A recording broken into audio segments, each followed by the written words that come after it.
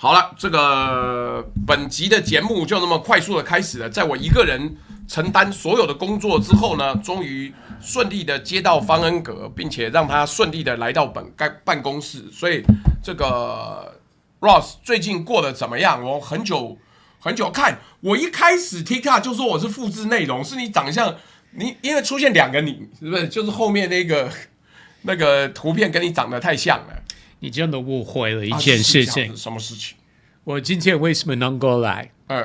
因为我5点到6点在 TVBS 那边，所以很近，你连交通都省了。哎呀，我想说远道而来，我还要不是因为鼓励一下，不是因为那么爱你了。谢谢，并不是因为爱我，我很理解。好，那我一定要问一下，那怎么样？今天在那个 TVBS 谈什么？因为他们最近很多时候都谈那个国际相关的东西，难得找你啊。这是国际议题，然后另外2个来宾，一个是郭正亮，郭正亮，对，还有张将军。张将军现在在选议员，你知道吗？选议员，但是还有空上节目讨论国际议题。那也算是心怀台湾，胸怀国际啊。我们当然，因为昨天美国、伊朗这个停火，不知道叫协议 agreement or memo of understanding or not a treaty， 就还不是任何的协约。可是好像我听这个伊朗的军方高层讲说 ，90% of it sure， 已经90% 都确定了。你干嘛听伊朗军方？我不知道嘛，因为美国现在讲的东西自己也稀里糊涂稀巴烂呐，你们怪我只听伊朗军方。我知道很多人不会，不管是哪一个议题、哪一个外交事件等等，很多人不会相信美国了。但是全球有几个更不能相信美国的国家，那伊朗的确是其中之一，好不好？吓我一跳！还有俄罗斯塔斯社，对不对？但是我跟你讲，这个东西跟最近 AI 厉害有很大的关系，因为以前伊朗不管是发英文，或者是发他的伊朗的波斯文啊，很多人看不懂，我现在通通没问题。其实认真的来说啊，我看最近几年几次国际事件打战的情况等等。那这些实现这些事件的国家，如果他们的不管是外交部长、发言人、总统、首相等等这些人，或甚至国会议员，如果他们有够好的英文能力，真的对他们就是让国际社会了解他们的立场。不管你同意或不同意，但是如果他们真的有这个英文不偏食，真的很重要，很重要。那意思说你在笑我们林佳龙英文不好喽？是你说的，不是我说。但是网友因为讲，但是我可以跟大家分享一个故事，就是在2022年，俄罗斯入侵乌克兰之后，那个时候立刻天天不管是在 CNN 或其他的国际媒体，会看到。除了乌克兰总统或外交部、国防部相关人士之外，会看到很多乌克兰国会议员会上节目讨论情况，因为那个时候就在刚开始的时候，俄罗斯是针对首都 Kiev， 对，他只打 Kiev， 所以那个时候的确是很多国会议员，他们是可以立刻分享真正的当天的情况，或者他们会说我刚从前线回来，对，这边是我的 gun， 对不对？对，男的女的对，而且他们都会讲英文，所以因为我那个时候他们英文能力不差，就对，真的不差。所以那个时候有一次，就是战争开始之后不久之后。15月份那年，2022年，有一次我参加台湾立法院的一个闭门会议，然后有几个有专家学者，然后还有立委，国防外交委员会嘛。然后我就提到这件事情，你看，在这个情况之下，不管哪个党派都会上国际媒体讨论国家情况，我们被俄罗斯入侵需要国际社会协助等等，而且都能用英文能力表达乌克兰的立场很重要。那我建议台湾立法院可以学习，然后那你教他怎么学习？标准太高了啊！然后旁边的立委，我不讲是我不说是谁，不透露姓名是谁或哪一个政党，就看起来很不高兴。他没有他根本没有说 Ross， 你这说的很对，我们该根本不接受就对了。他真的不高兴，而且说实在，公平一点，他知道是很难做得到。我的意思不是立法院113立委每一个都要或者没有英文的，其实有英文好的是有的，但是如果是10几个而已，那真的是不够多。你10几个太多了，不好意思，根据小弟的经验，你真的10几个英文要capable to communicate， 你真的不到10几个？我认为不到10几个，而且要讲流利。你意思是10个以下 ？Less than 10。你真的你不好，你随便讲3个。I was trying to be nice， 所以try to be nice，I try to be honest， 所以我想要诚实一点。所以你的意思是有大概100个立委英文不够好。你是这个意思 ？Maybe more than that， 也许比那个还多。我这样讲好，那假设你说的对，那这个就是 prove my point， 那就是等同我那个时候讲那句话是对的，就是我同意啊。如果为了跟国际社会沟通，那台湾整个社会英文好的人士其实很多了，真的是，但就没有进政治圈的我跟你讲，有 Speaking Shaw。Speaking Shaw is very good， 他英文很流利啊。废话，那对他来讲母语好不好？是没错啊。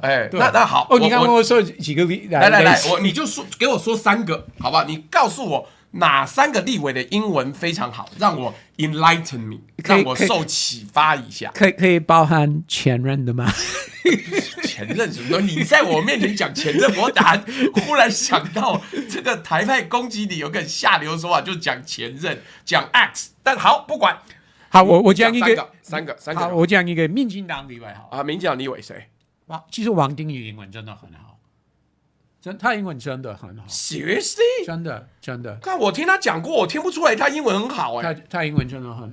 看是怎么样？是一边把妹一边学英文，是吧？那是你说的，不是，是我说的嘛？对，我的意思说，他怎么有时间呢？你看他女友同时交3、4个，然后这边出一个问题，那边一个人妻，这边一个人家小三，哪有时间呢 ？Ross， 你要提到他，你要跟他好好学一学啊。其实我在台湾差不多30年了，然后我也是我年轻的时候刚来台湾的时候，也跟很多外国人一样，我在补习班教英文，给小朋友教英文啊。后来我也是在几个大学也有当兼任教授，所以我只能说在台湾这个社会，为什么有一些人英文会很好，那就是非常非常用功努力，很认真。那还有很多人就是有这个天分，就是真的能语言天分，就是能吸收。比如说看小说或看电视节目，就很快就会记得，不管是单词或说法等等，很多人就真的是有这个语言天分的，也就是很 natural， 就会难怪王定宇的人际关系这么好。因为他英文真的很好，我真的讲的认真啊。所以王立伟，我下棚之后可以好可以请你交流一下，感谢我如何同台湾的选民深度交流。好，王定宇讲一个了，还有谁？另外2个你要讲出来哦。沈伯洋英文也不错，沈伯洋英文其实真的不错 ，more or less， 这应该的，因为他去国外读了博士，对，而且他那个时候从他先念硕士到博士，所以他在美国我忘了一共是多少年，那应该是5到10年左右，应该是5、6年左右吧，对，所以他的英文真的很不差。我会说不错啦，算不错，好，但是他的竞争对手讲完呢，英文也不错了，所以其实我看民进党已经很多次说沈伯洋有国际世界我觉得有世界观，有国际观，然后英文能力好棒棒。我觉得这个不是最好的攻击点，真的。所以我不懂他们为什么一直强调这件事情。Puma 有这个国际观。那如果你要Puma 简直就是神，你不准攻击我们的神 Puma。你要批评蒋万安的话，我觉得这个不是重点，对，真的不是他的弱点啦。就跟赖瑞龙不应该提国外有没有家人或亲戚，或是提下一代的问题一样。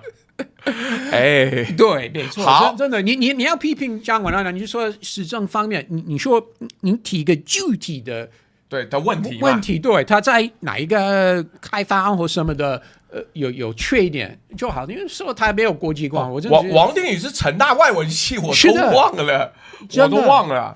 但是从另外一个角度来看，在台湾读外文系不等同英文能力好。对，也许他法文能力好。好，等，我们不要这么容易放过方恩格。来2个人呢？第3个是我已经替2位，对啊，第3个民进党人士，那你就变第3个出来嘛，现任的嘛，现任的可以，我不为难你，显然你要抽到3个人有点困难。好，不是现在也可以，我要想一下，因为我要对国民党公平，国民党党团要公平。国民党不难嘛，还好有那么1-2个。好，谁？那个江启臣。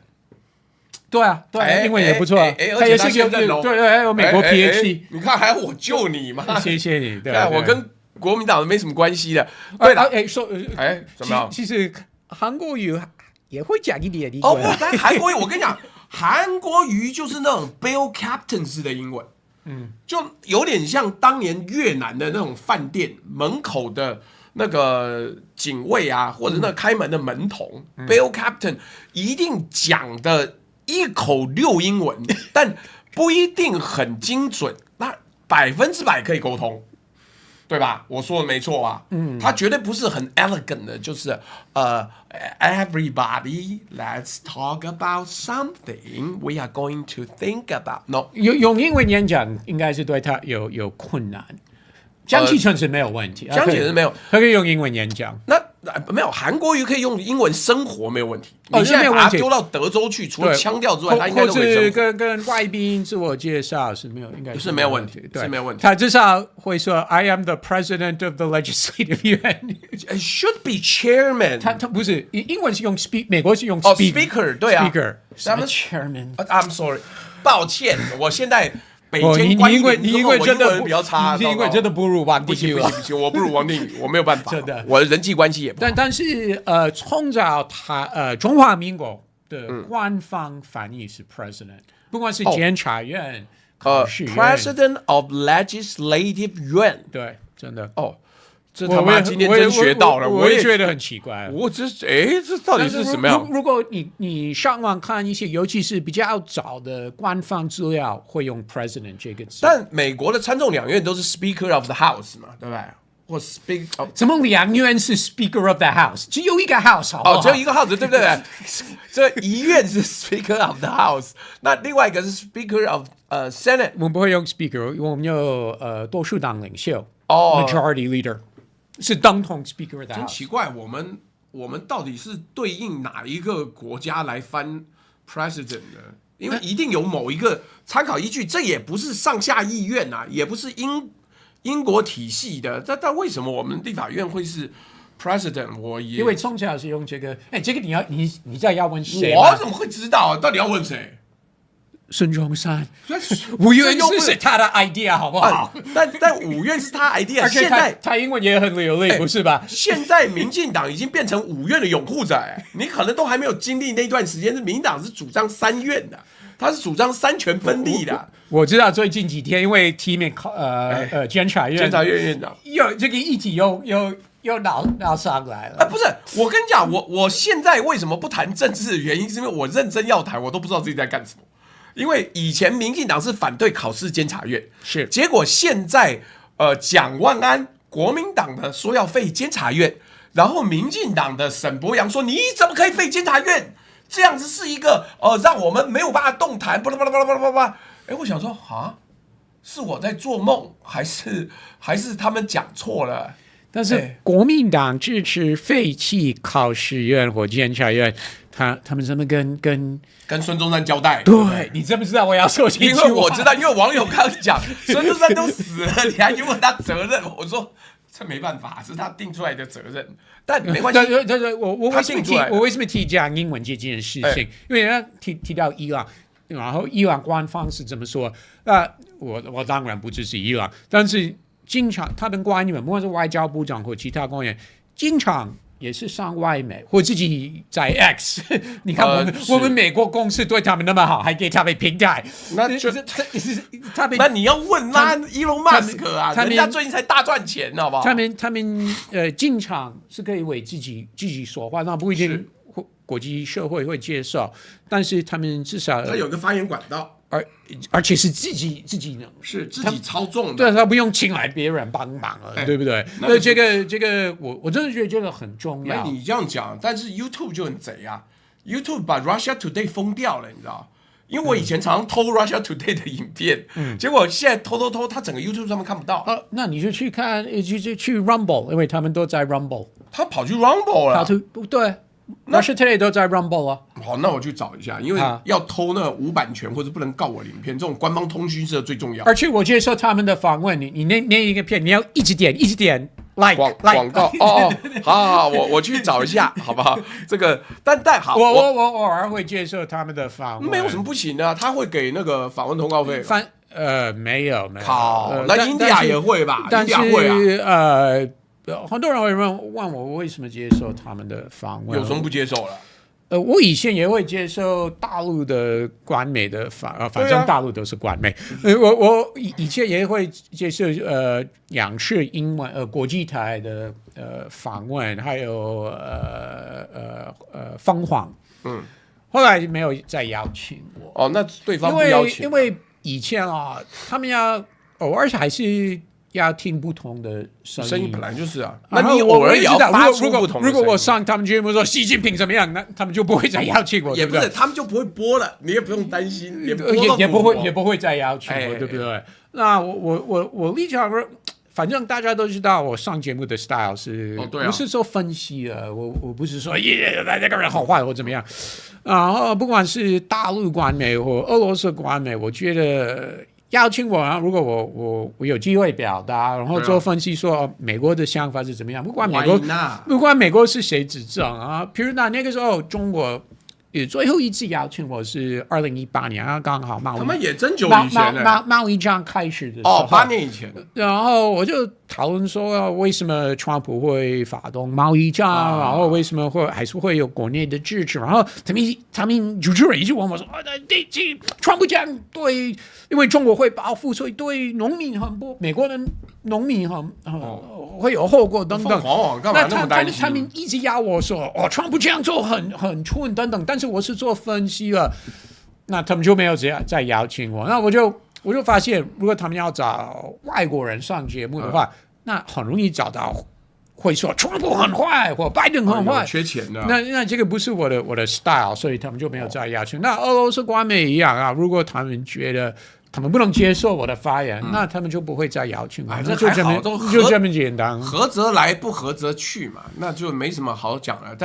但我觉得识时务者为俊杰啊，看看我们家黄伟汉现在是不是上的节目更多了，对不对？这个要有选择是好说，我没有叫你骂他哦，我们叫你骂他，我们是持平的讲，他上的节目更多了，通告费更多了，所以这个资本主义社会决定了你的想法，这个是 OK 的，我们没有不接受，我也没有要批评，根本跟我没关系，我就拿出来嘴一下。好，我还是做一个最基本的介绍啊，因为我们最近那个观众一直洗牌，所以不太确定他们知不知道你是谁。来，方恩格是美国律师，共和党人，曾经担任共和党亚太地区主席，负责募款，但他3天2头，还有鼓励选民投票鼓励选民远距投票。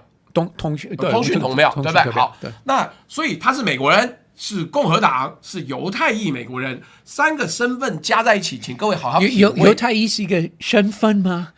or bloodline 血统吗？这个很重要，为什么要讲啊？不是，因为等一下要讲到纳坦雅胡啊，我一定要讲，他有 conflict of interest。这个算 conflict of interest？ 我觉得是啊，你等一下绝不可能骂纳坦雅胡的嘛，对不对？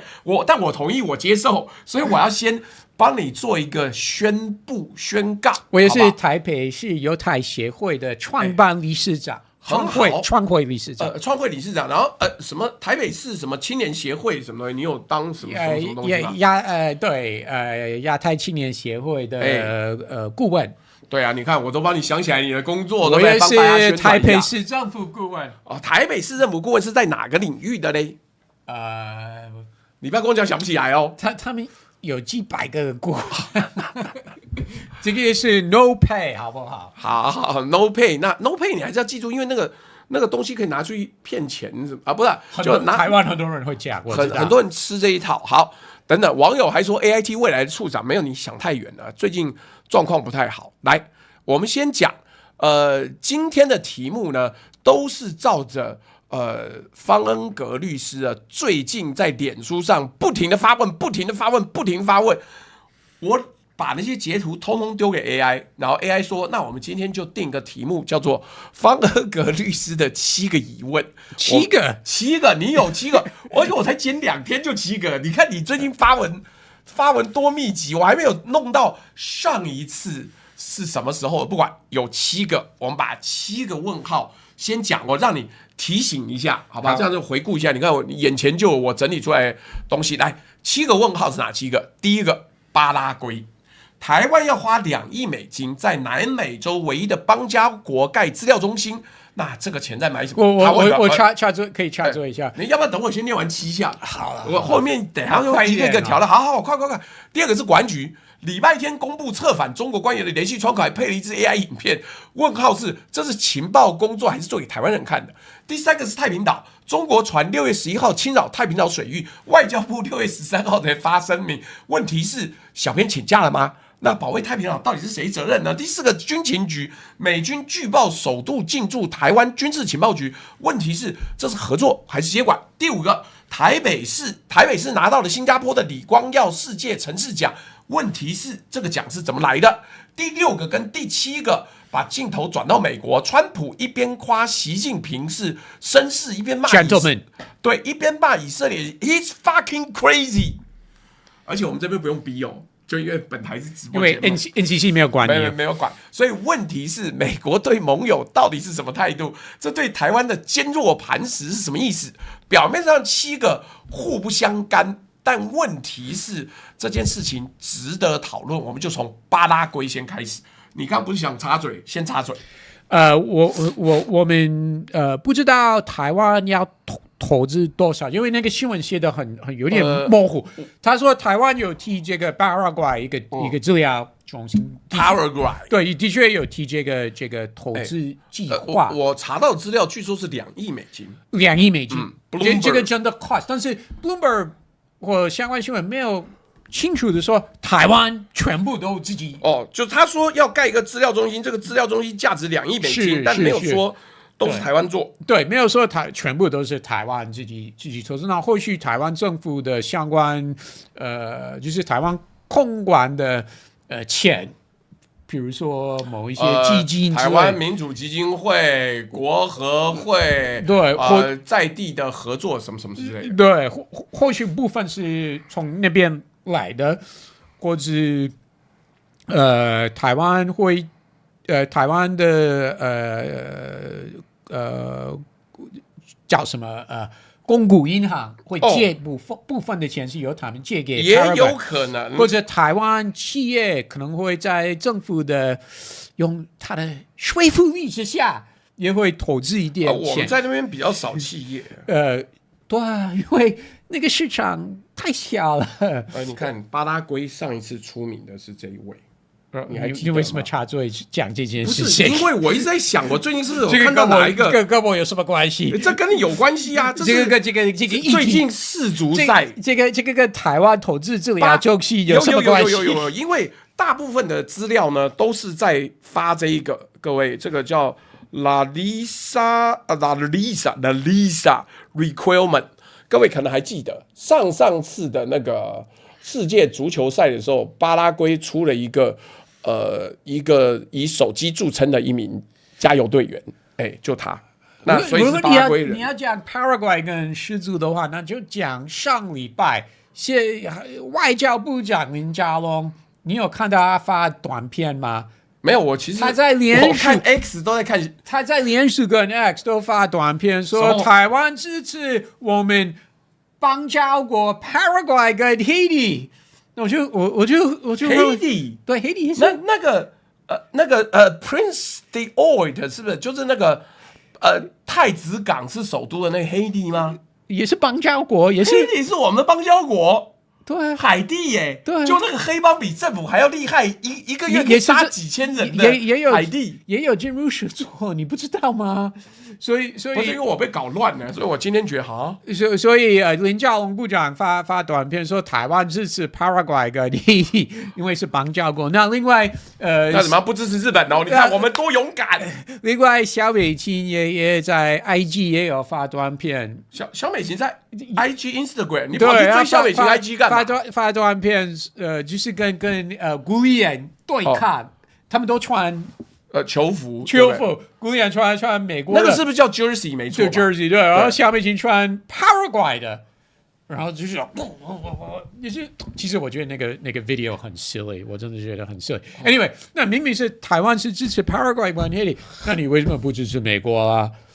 你这样讲伤感情，那要跟古力人演一下嘛。台湾不是美国不是美国没有邦交啊，台湾不是靠美国吗？关系最好啊，有史以来最好。坚若磐石啊，对不对？而且上礼拜台湾驻美代表处跟一些台湾跟台湾就是台湾人一些在美国一些协会啊，什么 BAME 什么协会，他们有一起举办美国250周年的建国宴会。就都马德古拉塞暂停一下。美国建国250年的宴会不是应该在7月4号吗？那上礼拜办个屁！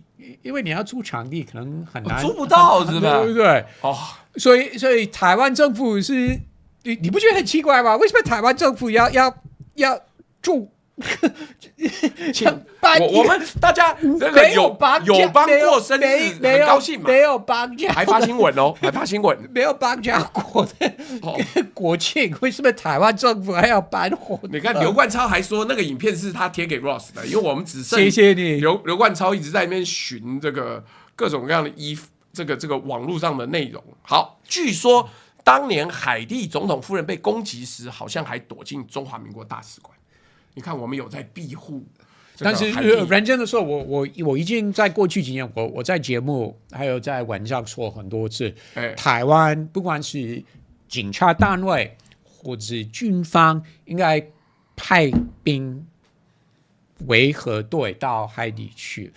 我为什么这样说？我们可能打不过他们。我为什么这样说？因为认真的不是开玩笑，我不开玩笑，我打跟你讲。认真的说，台湾相关单位真的需要这个经验，这种实质的经验，真的不能说错，真的需要。但是我每次这样讲，比如说我在节目讲啊，其他的来宾还有主持人都会笑我，都会觉得我这样讲。他很认真讲，我一直在查巴拉圭的相关新闻。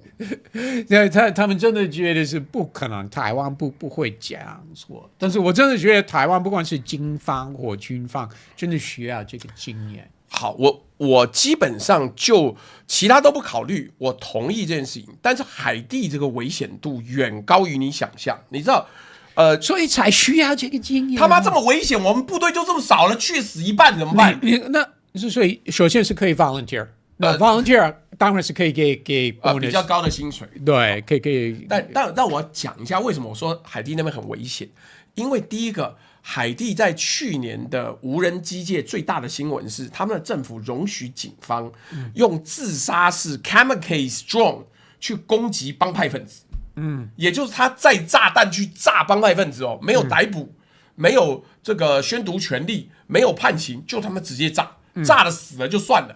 然后更惨的是，他们的帮派分子还反击，然后打的路上死伤一片。所以我觉得这个你忘了一个很重要的部分，什么是帮派分子的 machine gun 是哪里来的？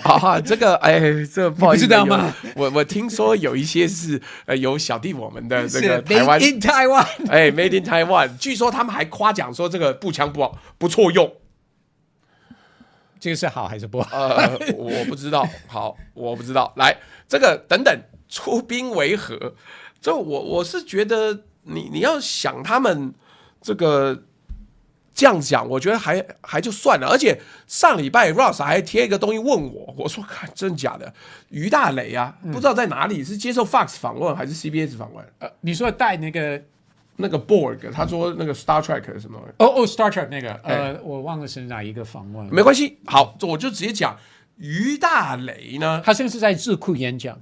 他智库演讲，他觉得底下都仔仔，是不是？举 Star Trek， 对，他于大雷在演讲的时候举个例子，他说：“我相信大家都有看 Star Trek， 殊不知大家其实没有看那么多，像我这种仔仔才看。”他说：“看到 Star Trek 的时候，你也没看，对不对？我都不，因为我不是 sci-fi 的。对，我是嘛。他说看到中国会想到 Borg。”博格人，他有比喻台湾是哪一个？他说习近平是 Borg， 习近平是博格人哦，支持 Borg。对，好，那他有说台湾或美国是里面哪一个？他说我忘了他说台湾是，我忘了他怎么讲，应该是 rooting for the good guys， 比如说 Captain Kirk。那you cannot project one country to one man， 但是 Captain Kirk 是代表好的是那应该是 UFP 啦，我知道你不熟 ，United Federation of Planet， 所以那个就是联邦，就是民主国家。对，好，所以他说台湾是支持 Captain Kirk， 习近平是支持 Borg。那问题是 Borg 很厉害啊，他没有在看，他不知道 Borg 直到在25世纪的世界里面都一直是最强的敌人。那算了，这个博格人是啥意思？去看 Star Trek， 不要算了，我相信你的粉丝会想听你的分析。我认为这个举例是错的，因为博格人是会吸收所有的科技，而且他们就跟圣斗士一样，同样一招不能用在他们身上2次。你这个你应该要写文章好了。好，这个再说。这是重点来了，稿子是有谁写的？是代表自己写的？我不认为啊，他跟 Star Trek 很熟，还是 staff 帮他写？我跟你讲，我的朋友呢认识于大雷的爸爸，于大雷的爸爸也是外交官，所以你说于大雷会不会自己写稿，我不敢讲。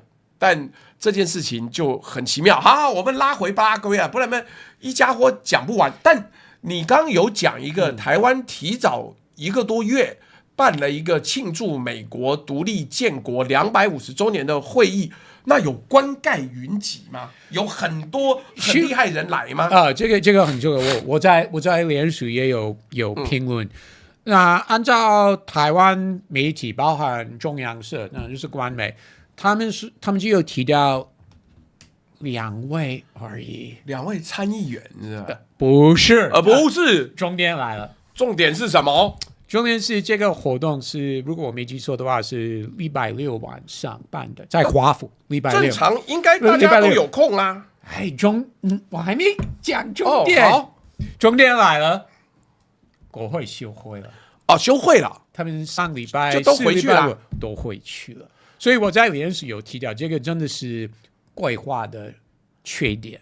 因为因为我们都知道，对台湾来说，台湾政府在华府合办跟其他的协会合办这个活动，一个终点是可以向台湾大内宣嘛，宣传 propaganda， 多少人来支持台湾，中央级国会议员多少人来，结果呢，刚好是碰到国会休会的时间，议员都立刻离开，早就走了。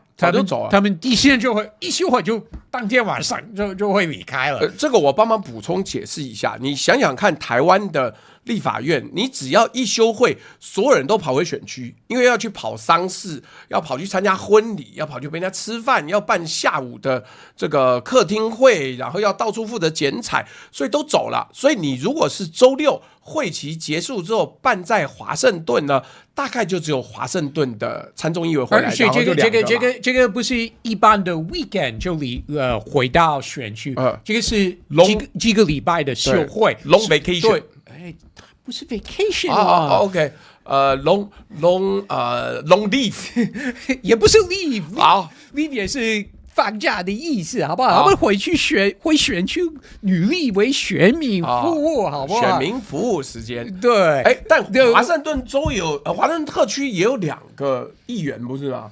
那怎么没来？他们不是真正的议员，好不好？他们没有投票，歧视 Washington DC 就对了，没有投票权。好，他们在国会没有投票权。Anyway， 按照台湾媒体新闻报告说，他们就有提到2位美方的重量级人士来参加，而且新闻有说这个活动有1000个人来参加，那大多数都是台裔的台侨啦，对台侨。那他们提的2位美方人士，一个是 AIT 人士。执行长，这个执行理事还是执行理事？应该是执行理事吧。其实我常常提醒台湾朋友 ，AIT 华府那边的董事长或执行理事没有那么重要。重点是驻台湾的驻台代表，因为驻台代表是总统辜立燕，那是总统大使。对，所以他们说执行理事有来参加，但另外是 Alaska。州长有特别Alaska 州长，这也算是飞得远了飞远，但是从一个极西北的地方飞到 DC 来，为了参加这个活动。但是我在脸书有提到，有写到他为什么为这件为什么呢？因为台湾要购买大量天然气 ，Alaska 的天然气，对不对？所以这个是算一种中文怎么讲？一种客户啦，是 customer service 所以就为了这样来，那个东西还要等7年呢。对，这个还在计划。他还要，各位，我要讲一下，阿拉斯加这样算很够意思。为什么？因为最快买到是7年，第一个开不开采再说，但是他要拉一条那个管线，一路拉到太平洋来，然后才能在那边装船，才能开回台湾。但是如果台湾没有直接投资，就是投资股份的话，对，如果台湾没有的话，台湾还是会是一个重要的 customer，对不对？而且我们还投资就你在盖的时候，我们所以如果没有不是 investor， 那还是一个 customer， 那或者是做两条的是，一边是 investor， 一边是 customer。所以 Alaska 州长，我猜啊，我没有什么内幕，但是我猜他收到这个邀请你又调出去了。网友又提醒你要调出去了。好，谢谢。那我猜 Alaska 州长有接受到这个邀请你可不可以飞来华府参加？要不要给我们一点面子？他就没办法拒绝，他就参加这个活动。但是我真的觉得有点可惜，或者你刚说面子的问题。台湾政府合办这么大的，为了表达台湾对美国的爱的活动。那只有2个美国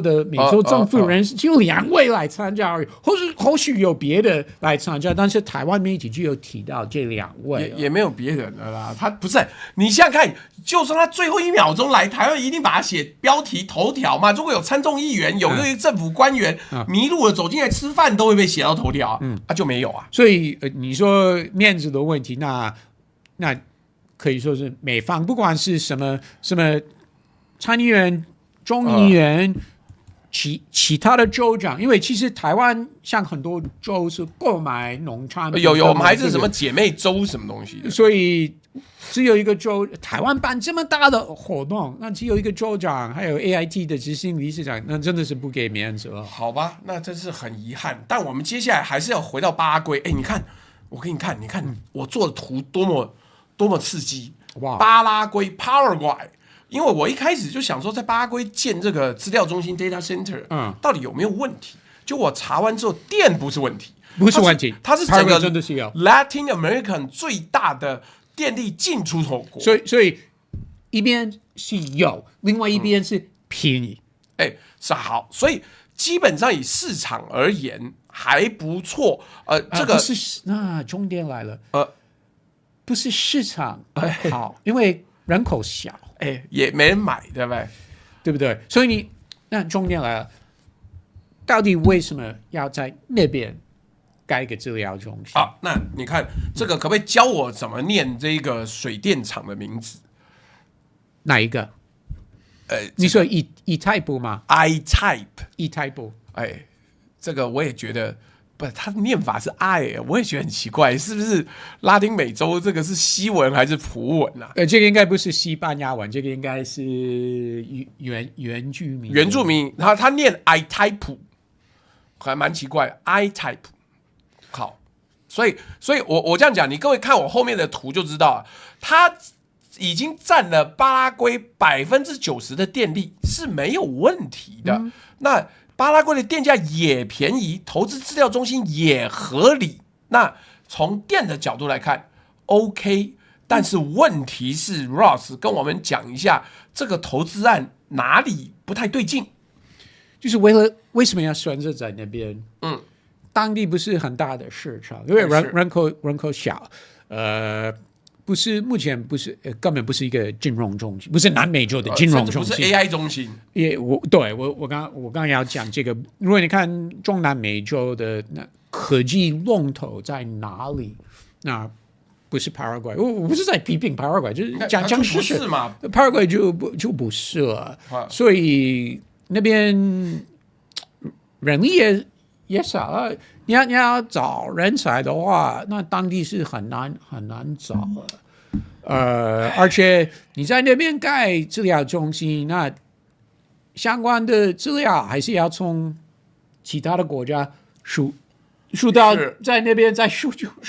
你要 training， 你需要 material， 你需要有资源，你可以训练，有电有机器，也就是说，等等哦，这里还没有说有机器哦，你还没有抢到辉达的那个 GPU 哦。反正如果你投资足够的现金的话，你这个也是可以买得到那当然花钱就买得到，但我们先提一件事情哦。规模是一个很好笑的事儿，你不要听说这个资料中心有10 megawatt， 我先把我们两个人图片缩小10 megawatt， 但是现在的云端巨头一个 data center 动辄是数百 megawatt 到1 gigawatt 都有，但是我们这个只有10 megawatt。然后这个方格也知道，就 data center 呢，你盖出来之后，请问谁在用？对，所以我刚刚说的，你这个你要提供给周边的国家的使用者，那你这些 data 要输出到那边，要有用户嘛，要有 client， 但是你要有足够的那个 internet connection， 对不对？因为 data 要输出到那边，再输出再回来，对，再回来。那为什么要这样做？有什么动机？就跟我们为什么要支持巴拉圭的足球是一样的。但是我说从使用者的角度来看，我没有说从台湾的角度来看，我说从 customer。你刚刚问谁会？那比如说，如果阿根廷有这个需求，或 Chile 有这个需，那你就在那边改没有邦交没有邦交。但是你刚刚问是从 Amazon 或 Google 其他的科技业者的角度来看，那他们自己在Argentina 或 Brazil 或其他的比较重要的 Brazil 听说是有。对，那他们为什么会使用在 Paraguay 一个规模比较小的 data center？所以我这样讲啦，这个 Ross 有提过台湾的国合会国际合作发展基金会，还有朋友在那边工作10几20年的呢。ICDF， 但他们不是 F 这不是日文，好不好？ICDF，Thank you。好，这个他们很认真哦，就是他们整个 value chain 都帮他做起来了，就是除了掏钱，除了盖机房，很有可能还帮忙买 GPU 之外，他们去接触 Google、微软、Amazon， 就是这些是锚定客户，去问他说：“要不要用？要不要租？”不好意思，目前一个都没有答应，3家都没有答应。那或许他们最后会答应，因为我为什么会答应？因为这些公司还是在台湾有业务了，所以拒绝拿来勒索别人啊，拒绝台湾政府也是有难度了。但是台湾而且对他们来说，我们投资一点钱，其实对他们来说是小事情，真的是小事情。但那个10 megawatt 实在是很小，好，没关系。这个我的 AI 还夸奖说，这就是方恩格律师最厉害的地方。他问你，不是说该不该保住巴拉圭，而是问你用什么名义在花这个钱，对不对？所以这个我来为 Ross 解释一下。他说，如果是商业投资，赔钱要有人负责；如果是金钱外交，一开始就不是要赚钱的，是要买一个邦交国的忠诚度。但是 Paraguay 最近这几年都在要求评估，重新评估对台关系。你不能，你这样讲是太 simple， 不是 Paraguay 重新评估，是 Paraguay 社会里面有这个、有这个需求啊，不同投资嘛，来自不同的业界的这个想法，尤其是牛肉农产品那边。对，巴拉圭牛肉听说不错，我以前有遇过一个那个开建车的驾驶，他说这个东西很棒。而且我看看机车的驾驶有什么？不，他以前年轻的时候跑，我知道你会觉得很奇怪。他以前年轻的时候跑那个等一下，我以为你会说你吃过台北的 Paraguay 餐厅，没有台北有一家是吧？是有的，对。哦，所以那个 iType 水电厂呢，是真的非常非常大，曾经一度发电量，2016年超过三峡大坝。但问题是你有电，那你帮他盖了厂没有用，没有人，而且万一断交怎么办？送给人家啦，有什么关系？我们台湾钱很多啊，也是断交就怎么样？怕你哦，我们没有在怕的吧？你不要，只有像方恩格这样律师才会怕，我们不怕，就送，怎么样？断交就送，好了。那接下来要谈到下一个很北蓝的东西，好，来，这个方恩格他脸书上连发了2篇。都是国安局，对吧？6月14号，国安局公布了一个叫中国民众联系窗口的网页，网址是 report.nsb National Security Bureau， 然后 .gov.tw， 目的是让中国民众可以主动提供情资给台湾，同时还配了一支1分钟的 AI 生成影片，叫做改变。好，你连续追问了好几天，请问这事儿到底有什么问题？首先，国安局在一个星期天，公布这个东西。你早上不是应该去做礼拜吗？那不是第一次国安局在一个礼拜天，公布重要的新闻稿或研究报告。也许他们想要毁灭全部的人。过去几个月，因为我自己有看，他们在礼拜天公布重要的东西。已经有很多次了比如说他们有公布中国渗透台湾或中国的对台湾的网络威胁相关研究报告，已经有几次在一个礼拜天公布了，所以这次也是在礼拜天公布，我也觉得有点奇怪，我不知道他们为什么在一个假日会公布这个东西了。Anyway， 他们等等，我插着问一下，所以以前我记得在感恩节或是圣诞节前，在美国国会山庄的政治线公布新的资料，譬如说年度的国安报告或者年度的国防报告，有一种专有名词叫什么垃圾时间，对，就是在因为通常是尤其是行政部门，比如说白宫，如果他们有 negative news 负面消息，那通常会在礼拜5的晚上会发布了。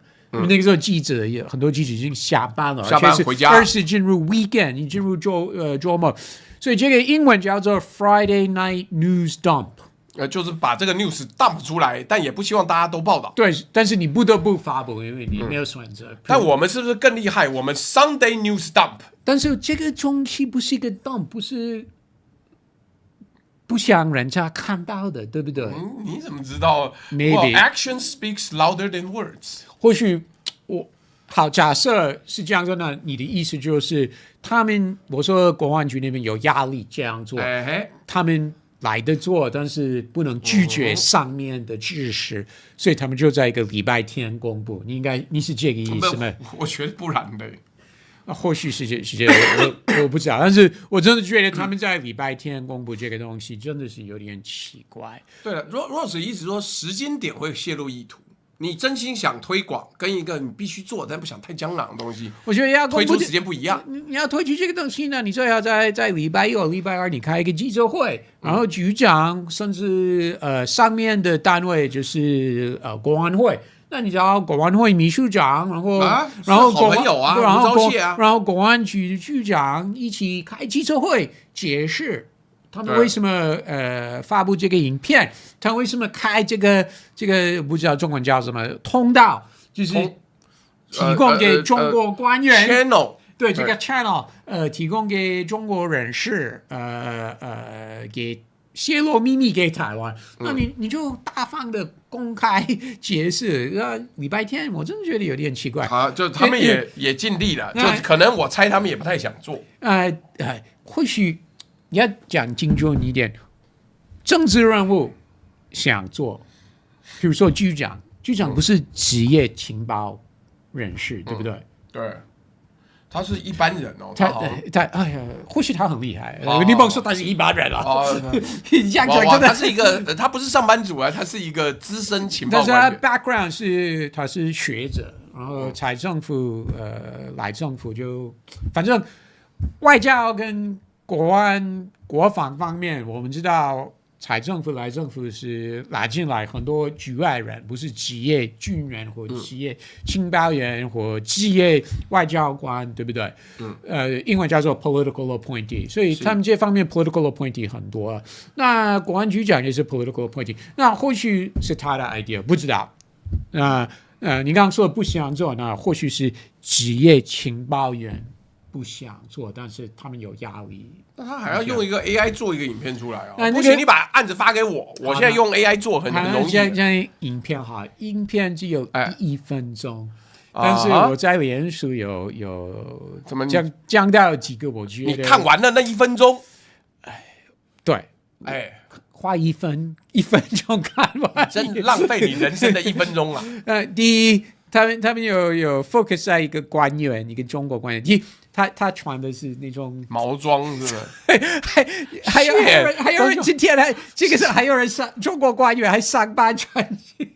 这个真是太复古了。尤其是情报单位会这样穿，他搞不好穿 T 恤你没办法认出来的。妈，老公那边是还给你觉得我不好意思，我是正统。而且要记得一件事情，这个影片还有这个通报的这个管道是针对中方的情报员，或者军方，你有高阶哦，还情报员，你有对台湾来说重要的，比如说军事机密之类给台湾，那这个不是对一般的民众，而且是台湾的国安局要的，对不对？所以我的意思是说，你是一般的民运人士、异议人士，那因为你支持民主或言论自由、宗教自由，然后在大陆被镇压，这个不是台湾国安局 care 的东西。这个影片跟通道是给有对国安局、台湾国安局有价值的secrets。那对不对？我在想，所以他们影片的这个主角穿毛穿。真的，那第二点，他的杯子上面有一个台湾 map。看，你为什么没有给观众看？你早说，你跟我讲那个片很重要，我就把那个地图截起来。当然，你一边讲，我一边去找你脸书。所以这个我很难想象在。中国的情报单位，他们喝茶喝咖啡的马克杯上面有一，他可能就跟大家讲说：“来抓我啊，来抓我啊！”另外，他有一个画面，这个中方的情报员他去买手机，就是一个英文叫做 burner 手机 burner phone 抛弃式手机。好像他去一个华强北是吧？就是有点像台湾刮刮市场之类的地方，然后像一个老阿嬷买手机，但是在中国买手机。他们是实名制，好不好？没那么容易买手机啊！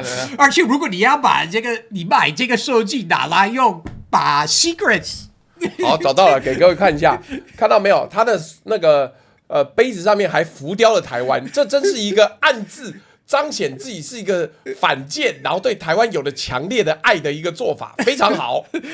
那除了在一个这个像刮刮市场之类的。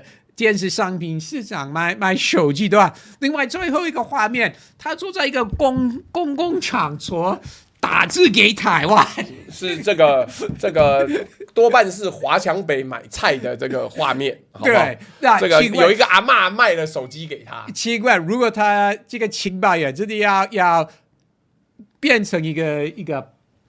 叫什么班图嘛？他要变成叛徒。他说变成叛徒的话，他会在这个地方买一只手机吧？我相信会的话，他可能就活不久了。最后一个间谍罪、叛国罪枪毙哦，各位。最后一个画面好像他在一个机场的等候室。他就忙着打字给台湾人，而且是时候做出改变啊！干等等，这个是他台湾的梗啊，这个是网络上的影片的对白，是时候做出改变呐！他真的会在一个公共场所传讯息给台湾吗？我想这一位间谍可能活不久，好不好？这个是不知道要怎么办，这就随便这个。都讲成这样子的，我都不知道怎么办，所以你还认真的看完了1分钟，1分钟，还好是1分钟而已。好，这个我们先谢谢 TikTok 这边的走跟乱世魔羊的抖内，然后我来这边要念一下。等一下，因为我们批评这个影片，等一下会不会被抓？我应该不会，可能之后我会不会突然消失？可能之后才被抓，不会急着现在就被抓，因为我们今天讲的算是还好，我们等一下。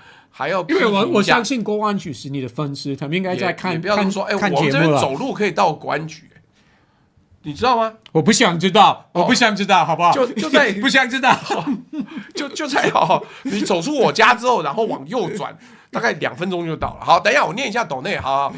这个 Sylvia 呛说到了，欢迎方格抵达事务所。坏掉龙酒说，请支持气死风味多吕伯担任阿鲁巴老猪，并按赞分享加群热推购买商品，也请为老猪祝福打气，谢谢。现在可以吃起司的零食了吗？什么东西？我说你啊，怎么吃起司的零食 ？cheese 口味 Cheetos。我从小最讨厌的食品就是 cheese。我以为这个会改，但是没想到没有改。旁边的人吃 cheese， 我肚子会很不舒服，所以千万不要打开有 cheese 的东西。我这边没有 cheese 口味的东西了，我只剩方恩格去医院。人家送他会吃的东西叫自然之眼。我没有吃，你没吃，因为我不喜欢 seaweed。方恩格就是一个经典的最难养的小孩，他什么都不喜欢，真的 cheese 不喜欢，牛奶不喜欢，然后海带也不喜欢，然后各种各样 cheese 都不喜欢哦，所以我一直很好奇他到底怎么吸收蛋白质。基本上什么都不能吃，他又吃素。豆腐有蛋白质不是吗？臭豆腐嘞？不，当然不吃，对，当然不吃，对不对？好，但我们不要一直讨论他吃饭的东西。来，这个坏掉龙酒说，超哥斗内 Rose 来，请评理。2025年台湾对美顺差1468亿美金，保守按15%到20%的利润来算，台湾营业所得税20%，台湾可收44到59亿美金，折合新台币是1430到1900亿新台币。当然可能有避税，按最低15%的综合税负就是31到40亿美金。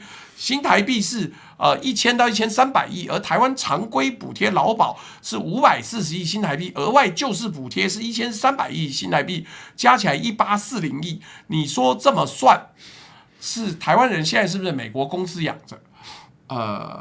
也不能说不是啦，但是也没那么重要啊。我觉得重点是台湾政府超有钱，真的你每次都会念方恩格。必骂就是台湾政府超有钱。好，这个不是举例骂，这个不是骂，是什么羡慕是吧？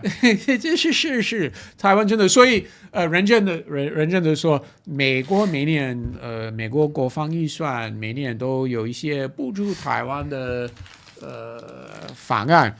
我一直以来都反对，因为我真的觉得不补助，对，你是那个 Lindsey Graham，我真的觉得这是给美国或全球一个错的讯号，就是台湾需要钱，台湾很有钱，台湾很有钱，所以台湾应该是对美国说 "Thank you, but no thank you"， 我们可以自己来，国防不需要补助。可是人家，你知道，重点不是台湾有没有钱，是人家要对台湾宣传。但是要对台湾宣传有很多方式啊，比如说不要送美国纳税人的钱给台湾。哦，好，这倒是。所以你有上过 Focus Taiwan 吗？我们当年骂那个川普是 follow 你的那一台。你 Focus Taiwan 是你说中央社的吗？不是，它是公视底下的一个电视台，全英文，没有人看。他很不找你不会。好，那我继续念啊。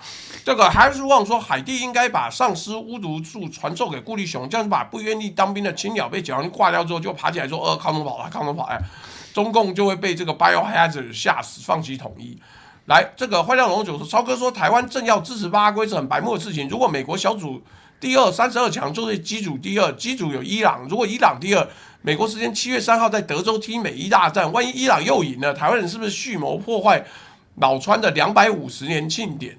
对呀、250年纪念是大年呢，你们还要办那个铁笼格斗不是吗？在白宫啊。昨天吧，还没办吧？昨天就是在川普的20岁生日就办了。好，这个 Claudia Hanna 说，对，方恩格印象最深是在 TVBS 的节目上讨论日本将我国东部海域划境的时候，提到我国反应还自己大笑的话，实在太好笑。抖一个希望方先能成为周一固定来宾，跟周日兵哥一样，谢谢。这个要看老板怎么决定了。老板没有什么决定，老板是通告费的问题。我们不然也隔周，好不好？隔周我就敲周一，这样就不会有问题。可以哈。好，这个 TLTW 说放心，不敢抓美国人。乙说支持一下，那不抓美国人就抓我了啊！妈靠背嘞！你看，等等，美国中情局是不是做过类似的事情？今年1月、2月的那个招募投诚什么东西？有，所以昨天台湾国安局的新闻稿有提到其他的国家，他们是学其他的国家这样做，包含美国、以色列等等。以色列有公开招募过吗？以色列不是针对中国大陆啊，以色列是但他私底下招募，他不会弄广告啊。要 Palestinians 泄秘密泄露秘密给以色列，不管是真主党或哈马斯啊，所以台湾是学习其他的国家他一直说有先例，不是我们自己想出来的。但是如果你自己很厉害的话，应该是当第一，不是因为美国这样做你就跟着美国这样做。而且我补充一下，昨天国安局发布这个影片，这个通道有新闻稿，新闻稿里面没有说有奖金。也许我们很穷很小气，没有奖金。台湾政府那么有钱，哪里穷？那为什么没有说有奖金呢？那如果要卖国的话，卖国第一个字是卖，sell your country 。那如果这些中国官员要卖国的话，那台湾为什么没有提供奖金了？没有奖金哦，你看那么仔细哦。台湾新闻稿没有说有奖金哦，那就没有啊。我们不是只有我希望你因为爱国心，很多网友希望因为你痛恨中共执政。很多网友有发现是里面没有提到有奖金，那没有奖金，他们为什么会卖国？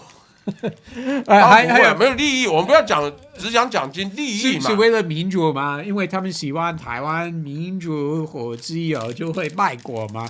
你相信吗？或许会有，不能排除。或许或许有共产党党员或中国的情报员真的觉得中国欺负台湾是不对的，中国意图并吞台湾是不对的。那或许有人是这么认为，不想拿到钱而会卖国，或许有这种，看也就良心犯是吧？不能排除是有的。太屌了！但是我要警告大家，各位，你不要以为你在对岸，然后用那个 VPN 翻来翻去就抓不到，你敢点，你很有可能就会被约谈。所以，请各位自己小心一点啊！我这个，你刚刚给观众看那3张的照片，就是从影片抓的，对啊，那个画面。我昨天在我的头条，有贴文。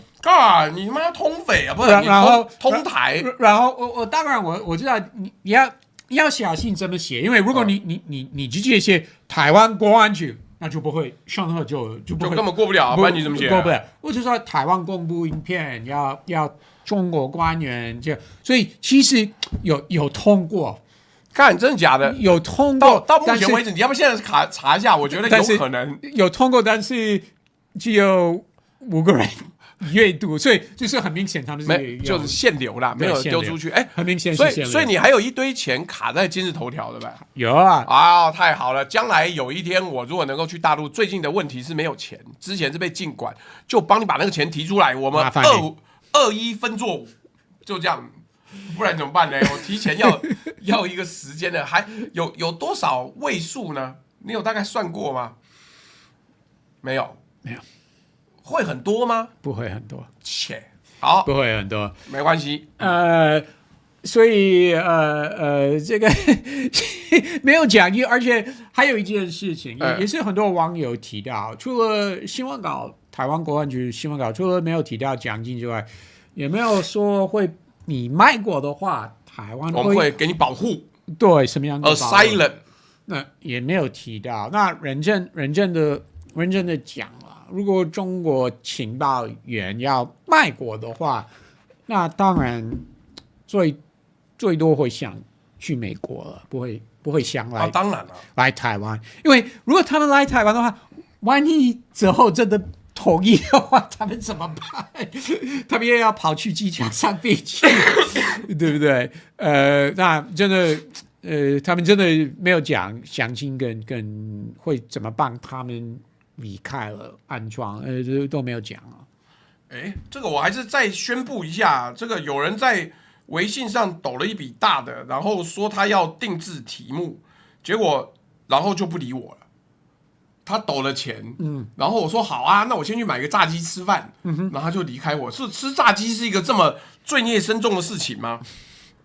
我不知道，你们网红常常提到抖内鸡排送都啊，你都没吃过啊，没办法啊，对不对？好，不管这个要继续讲下去的太平岛，先讲一个事实跟大家讲，6月11号呢，台湾的媒体说了，中国船侵扰太平岛的水域。那太平岛是台湾在南海实际控制的最大天然岛屿。然后呢，中华民国外交部6月13号才发出声明，强烈谴责，中间隔了2天呐。那请问是怎么样？这个方恩格对我国内政在这里有什么意见？有种说出来，大声的说。我也不知道他们为什么几天之后才贴文。其实这个又是牵涉到我们节目刚开始的时候，我们讲就是外文的能力。台湾的确是有，台湾政府的确是有外语的能力。不管是小副总统或外交部，很多人英文或其他的语言是有这个能力。那为什么这么简单的东西还要等几天才会有外文的帖子贴上去？你一说等等，我们要讲，难怪我还蛮早就看到那个中文的消息了，但是 X 上面要到6月13号或联署。对，那其实外交部常常是这样，就是新闻的发生很多小事之后才会贴文。我举一个例子，这个很有趣。比如说有什么涉及到台湾的国际新闻或 X 国家跟 Y 国家发声明等等，前外交部长吴钊燮他会抢先，他会在 X 发英文说谢谢什么国家为台湾说话，支持台湾。然后通常是过几个小时，比如说7、8个小时之后，外交部的账号有关同样的事情才会有英文的发文了。那好像是外交部可能是有比较复杂的内部程序。这些东西才会发出去。但是台屏岛这件事情，你等2天才发，不是很奇怪吗？好，那我这样讲，太平岛呢，顺便给你看，你有没有看过我们现在很红这个东西 ？Gyro War 没看过。战斗陀螺 ，OK， 你看这个拿给方恩格看，他也觉得没看过，算了不管。这个你拿给我看，没有送给我，不是我送给你也没办法玩啊！战斗陀螺是要2个人对战的，好不好？你的意思是我都一个人吗？你可以跟柯文哲玩啊。你的意思是我都一个人吗？你可以跟沈伯洋玩啊。你的意思是我没有陪伴吗？我不认为你有人会陪你玩这个战斗陀螺。好，那个陶冶呢？我跟你讲，你可以寄信到我的 email 去，我已经传给你了。难怪我一直等不到他的回信。好，但我的意思是，我先问你一个问题，不是你原来发文问的问题，就是太平岛是100%台湾中华民国的主权，那它周边的领海是100%没有争议的，因为我们有驻军，我们以前驻的是海巡，现在变陆战队了。你为什么说是没有争议的？因为别的国家说是我们的，台湾说是我们的，别的国家说我们的。只要太平岛没有被人家夺回来，我们有实质占领权，是实质所以有实质领海权。那其他人觉得有争议，譬如说越南，那你他妈就把它打回来啊，你就把它打下来嘛。好，但是至少就目前是这样讲的。所以有一个问题，我看到外交部的说法是说，外交部呼吁世界各国谴责中国骚扰我们的太平岛，请问，我们自己的领海，我们自己的领土，为什么要呼吁世界各国来声援、来支持呢？这个我不太懂，烦请这个方恩格先生为我解释。台湾外交政策就是面对中国的威胁，那台湾常常是想把这个议题国际化，对不对？对啊，所以不管是蔡政府和赖政府，他们常常用喊一句话，台湾是世界的台湾，世界的台湾，我不知道那谁都可以来分一杯羹，是吧？所以呼吁国际社会声援台湾或批评中国的行为，这是台湾的常态，是可以理解，但是实质的效果那是另外一件回事，的确是。很多国家，他们有什么高峰会，比如说国家 A 跟国家 B 的领袖，见面的时候，国家 A 的外交部长跟国家 B 的外交部长见面的时候发共同声明。那这些共同声明会列出各个国际的议题，比如说长期以来都会提朝鲜半岛。或者非洲什么战争，或是主导，或是独岛，那已经是变成西方国家，已经是或包含澳洲跟日本，那就是一个常态，会提到台海，然后都会写进去这些共同声明。我们呼吁两岸维持和平，不要片面改变现状，都有这个固定的，已经是固定的说法。不是全球的国家，不是50几个国家，是固定10几个欧洲、美国、澳洲、日本、加拿大的这几个国家，大部分的东南国家也不会。废话，他没有跟你抢这个界。你看这一篇，这个对这个MOFA strongly condemns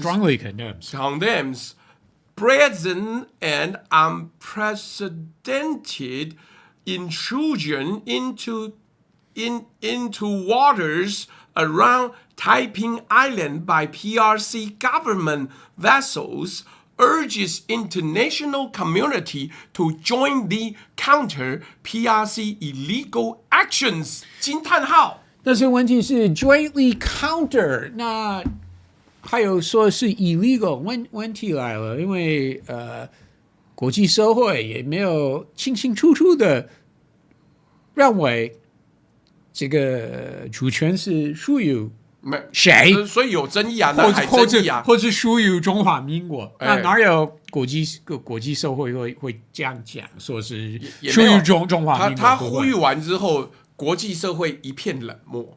这个好像是14号宣布了，今天是什么17号了吗？15号啊就没有回应啊。还有一件事情，为什么是外交部？这个应该是国防部吧？谋法不是谋法，应该是国防部 Department of Defense 或 Department of Ministry of National Defense。对，那不是在你隔壁吧？我跟你讲，我每次去那边唯一的工作就是寄蜂蜜。你不要说我了解国防部，我唯一工作就那边拖着蜂蜜拖过去。你说那边的相关人士会买你的蜂蜜吗？不是，是我从那边邮局寄出去。邮局对，不是，没有相关的东西。我以为是什么将军会下来在门口。他买了，可能就准备退休了，好吧？怎么可以买这种乱成贼子的蜂蜜呢？谢谢景浩兄又送了20个汇集，我这边现在没有抽到汇集的，就剩贝尔乌萨斯小堡这些等等的。所以以国际惯例来讲，台湾外交部 MOFA 出来呼吁这个东西本身很北蓝，因为不会有人回应啊。那当然，如果情况，我的意思是中国船进入台湾目前控制的水域，如果两方台湾跟中国的船，如果真的是有，比如说有什么危险的情况冲撞，那当然美国会说话，而且我相信，如果是有严重情况的话，那当然其他的国家会说话，但是他们会说要维持理性和平，他会跟你一起 condemn 吗？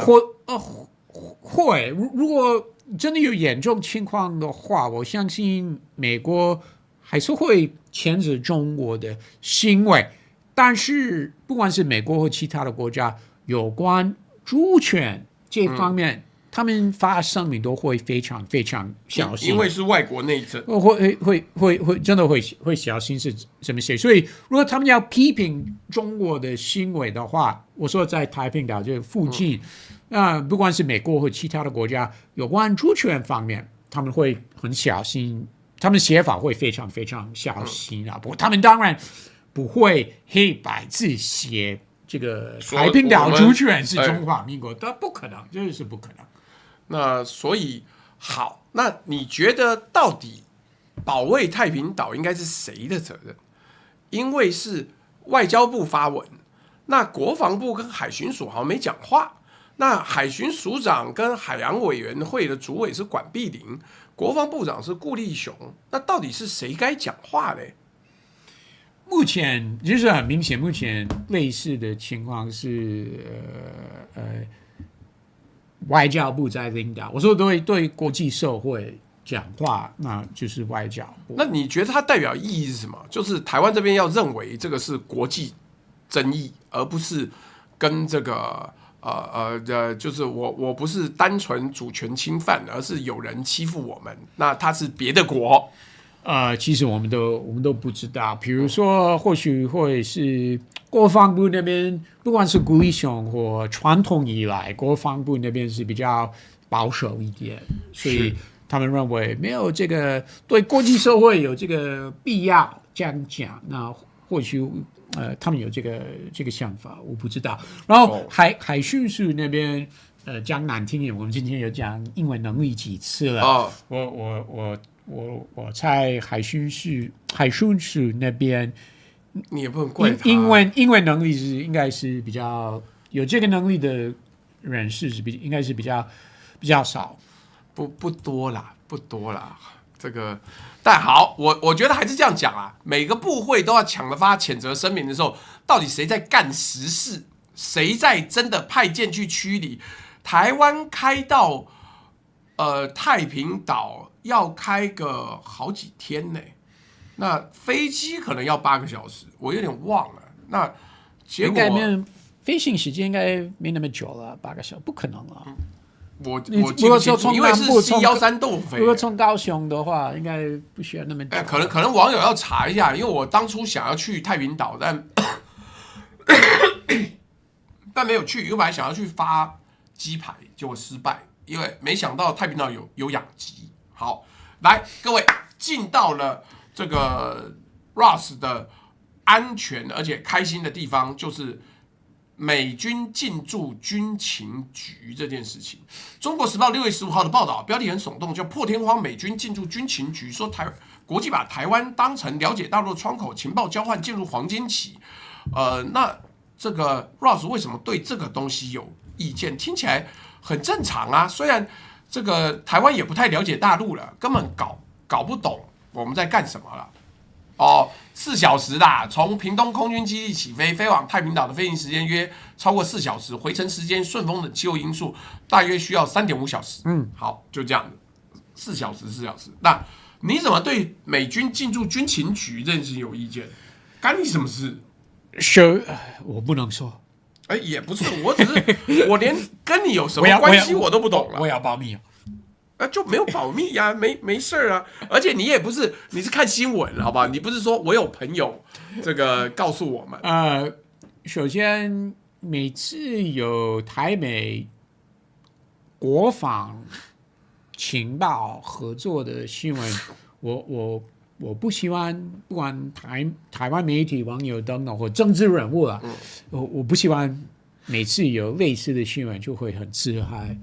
我觉得这个对台湾国家安全没有任何的好处，所以不要因为有公开的新闻就说台美关系怎么样或太高兴，我真的觉得没什么好处。我们都知道，美国跟台湾国防方面、情报方面密切的合作已经是很多年的事情。有啊，我跟你讲，你不是说我家这边是空军总部、国防部还有海军总部，对不对？还有你刚刚说的也是国安局。国安局在另外一边，在更远一点的地方，我们平常看不到那个地方，距离我家有2站。但是我的意思是说，最近走在路上的外国人越来越多了。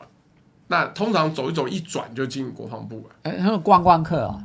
狗屁呀！台湾现在哪有观光客？我跟你保证，是美军的人，要么是 contractor，要么就是美军直接进驻的。有什么飞顺对称战力中心就在国防部啊，新的单位啊。我没有去打探任何情报。所以这个是重点来了。而且我为什么认为不要自嗨或太高兴？因为我看今天这则新闻，我觉得记者的想法跟我的想法完全是不一样。像你刚刚说国防部或其他的国安单位有美方人士进驻或常常在那边，那我真的认为这个显示美国是非常非常担心、不放心啦。对，真的认为台湾需要帮助，而且是需要大量的帮助。不是美国来向台湾学习不是，我真的觉得不是。不是，这是学习的。我跟你讲，他切入那个角度，我看到傻了。我想说，我是不是看错？说什么要来台湾了解大陆？干台湾现在都不了解大陆了，你这边瞎讲。台湾现在最大的情报是什么？是民居正这种人。民居正跟你讲说，最近又有共产党员在密谋推翻共产党，请看我们的举光日教学。那你说台湾他来这边都是指导？我跟你讲，我没有听到任何情报消息，不要觉得我是泄密，我光听就知道他们是来台湾指导。这个真的是核心问题。到底是什么样的情况？是美国要向台湾学习，或者是美方认为真的台湾有很需要帮助的地方，真的很多，连了解大陆，台湾也需要美方的帮助，虽然很难想象，真的就是很难想象。但是我就有例子好了，我忘了是哪一年，应该是在蔡英文的第一个任期的时候，忘了是2017、2018、2019，那个时候美国DEA 对派人。因为台湾是有一段时间很大的转运站，因为是台湾是转运站，那个时候很多人就很自嗨说，这个是因为台美关系坚如磐石怎么样？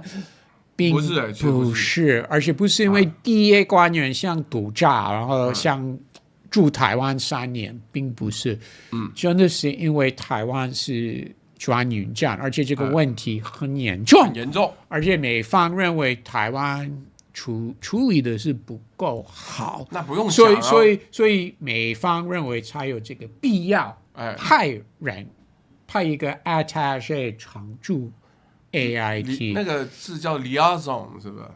或 attaché 是都可以。对，所以这次这个军情局有美方人士常驻的话，那我真的认为是。美方很不放心，真的是不放心，要确定你们到底在干嘛呀？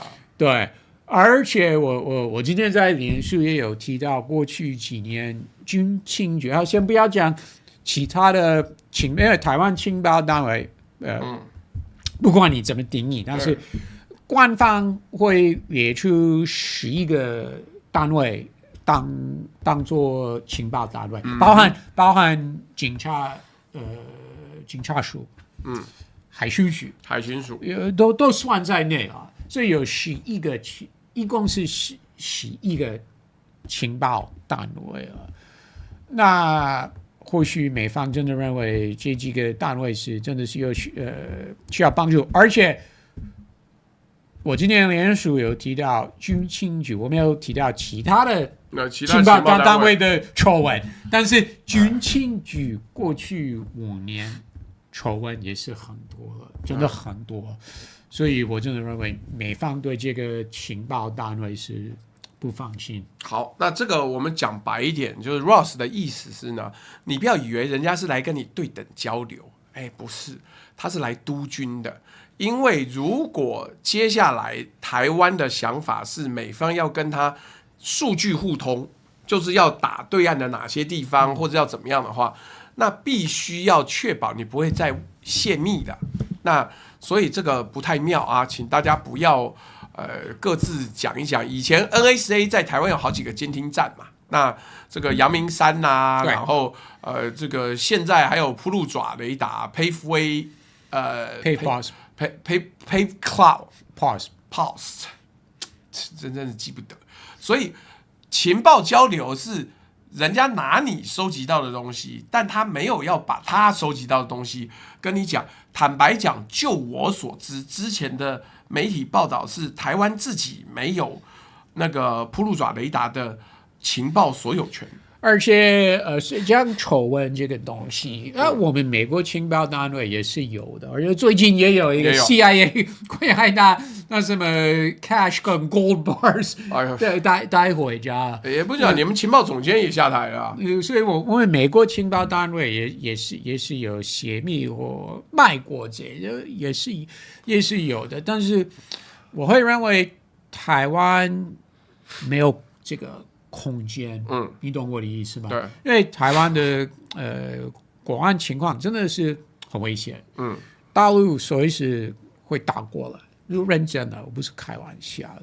所以我真的觉得，不管是军情局、国安局或其他的单位，没有这个 space 可以发生这个情况，而说没事没关系，我真的觉得台湾真的是。No room for error 就对了。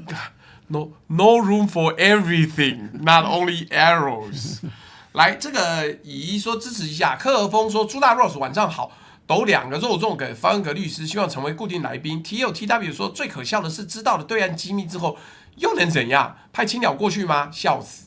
坏掉老酒说：“超哥叔 Ross 错了，台湾政府没有钱，台湾的综合税负很低，台湾的营业税只有5%。Gemini 算台湾的广义税负只有12%。”到15%，日本是33%。台湾政府应该要加税减补贴，好好建天然气接收站、联合循环电厂，还可以把核1、核4打包让 G1 技术入股，或让美国按 Intel 的标准入股台积电。我现在觉得新潮流真可怜，那么点预算怎么平衡？西瓜，谢谢你的抖内。Kimi Wu 说支持一下 Ross 有没有考虑某个沈富雄口中的败类美国教授改成跟他打战斗陀螺，而不是101喝咖啡？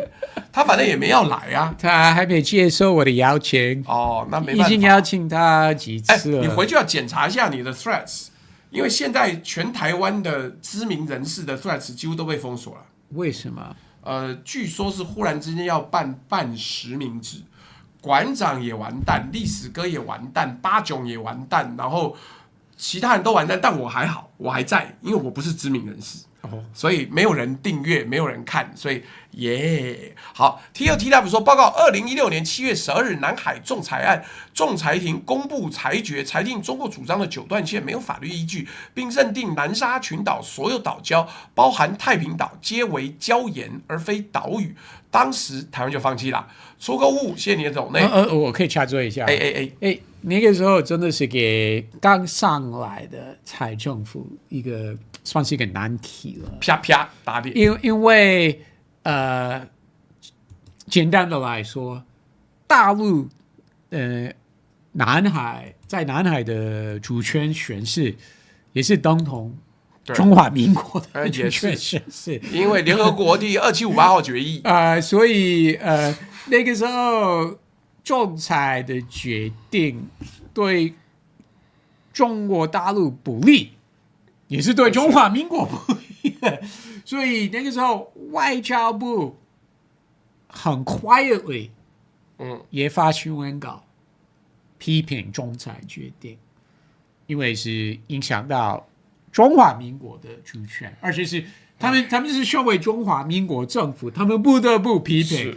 还有呢，另外是不能加入这个仲裁，对，因为他们不是联合国成员国等等了，所以台湾也不能出席。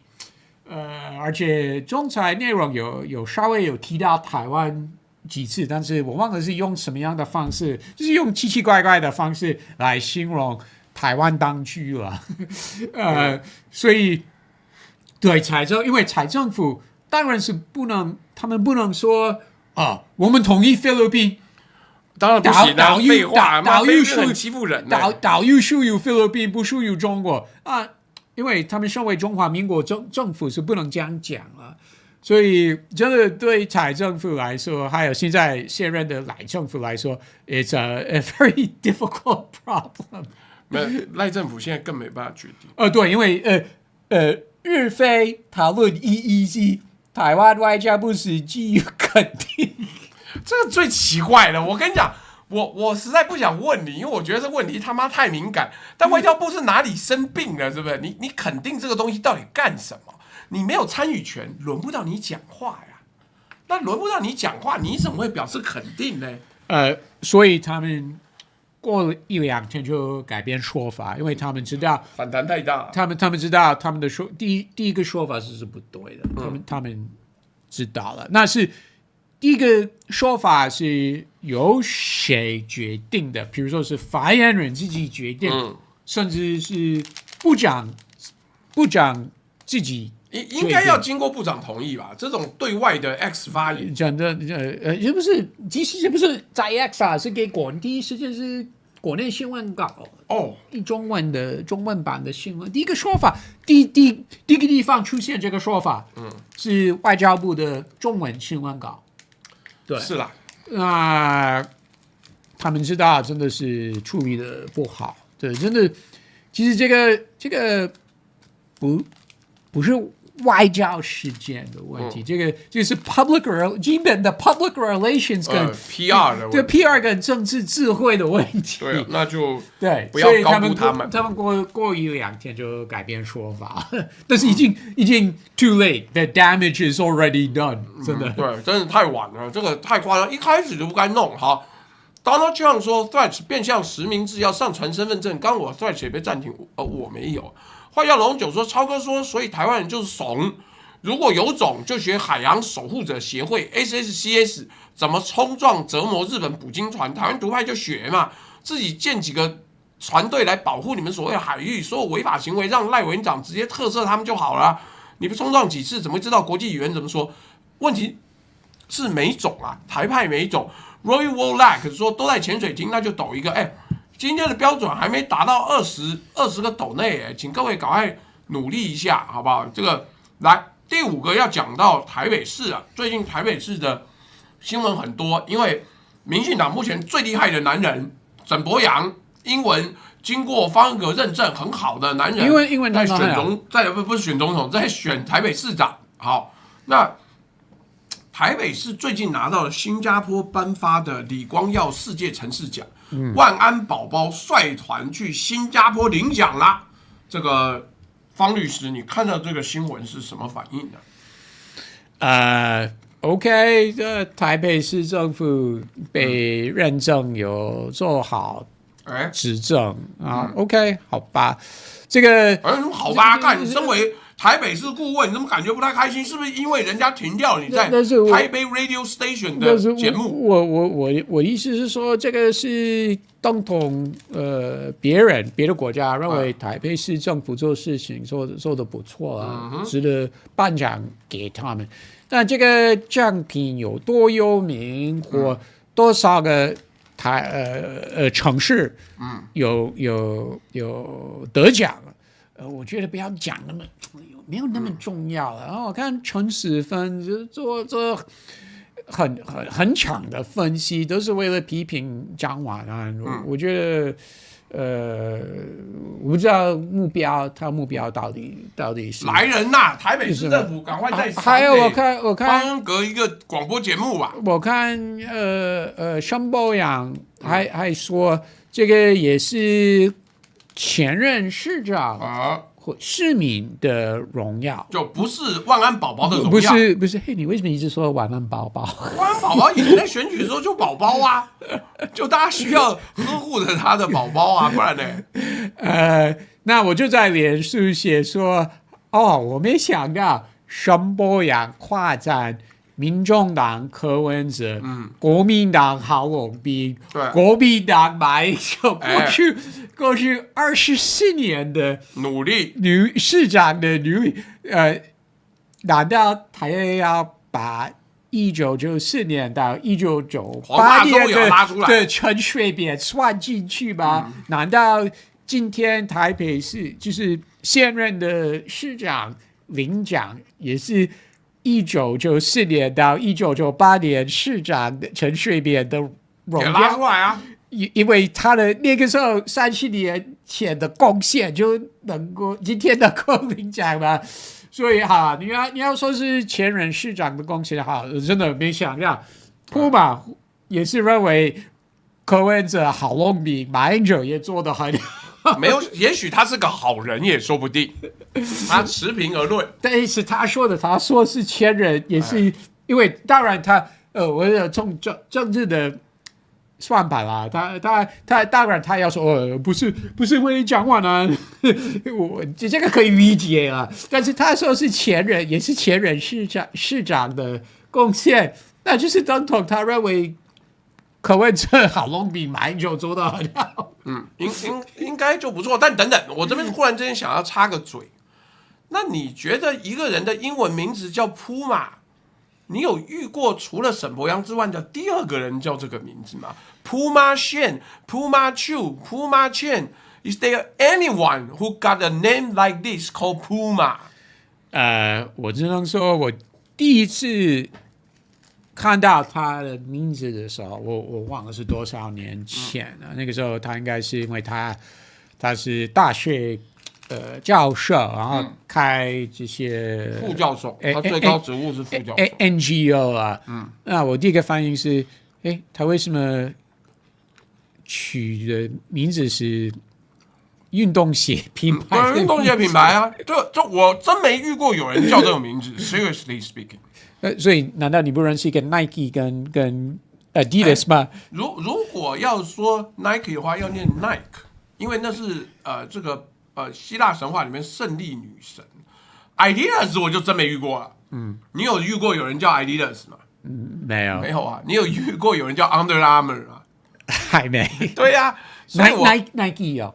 Nike 有，有那可能用的是那个希腊神话胜利女神的意思啦，所以真心不知道为什么叫普马。算了，我不要管，他也不是卖鞋子的，这个就不要多说。那所以我应该从来没有卖过普马，我也没有，他鞋子很小我的脚穿不下，我脚穿不下。那什么还在出现一个 Adidas 来坏掉龙酒说，现在依旧是。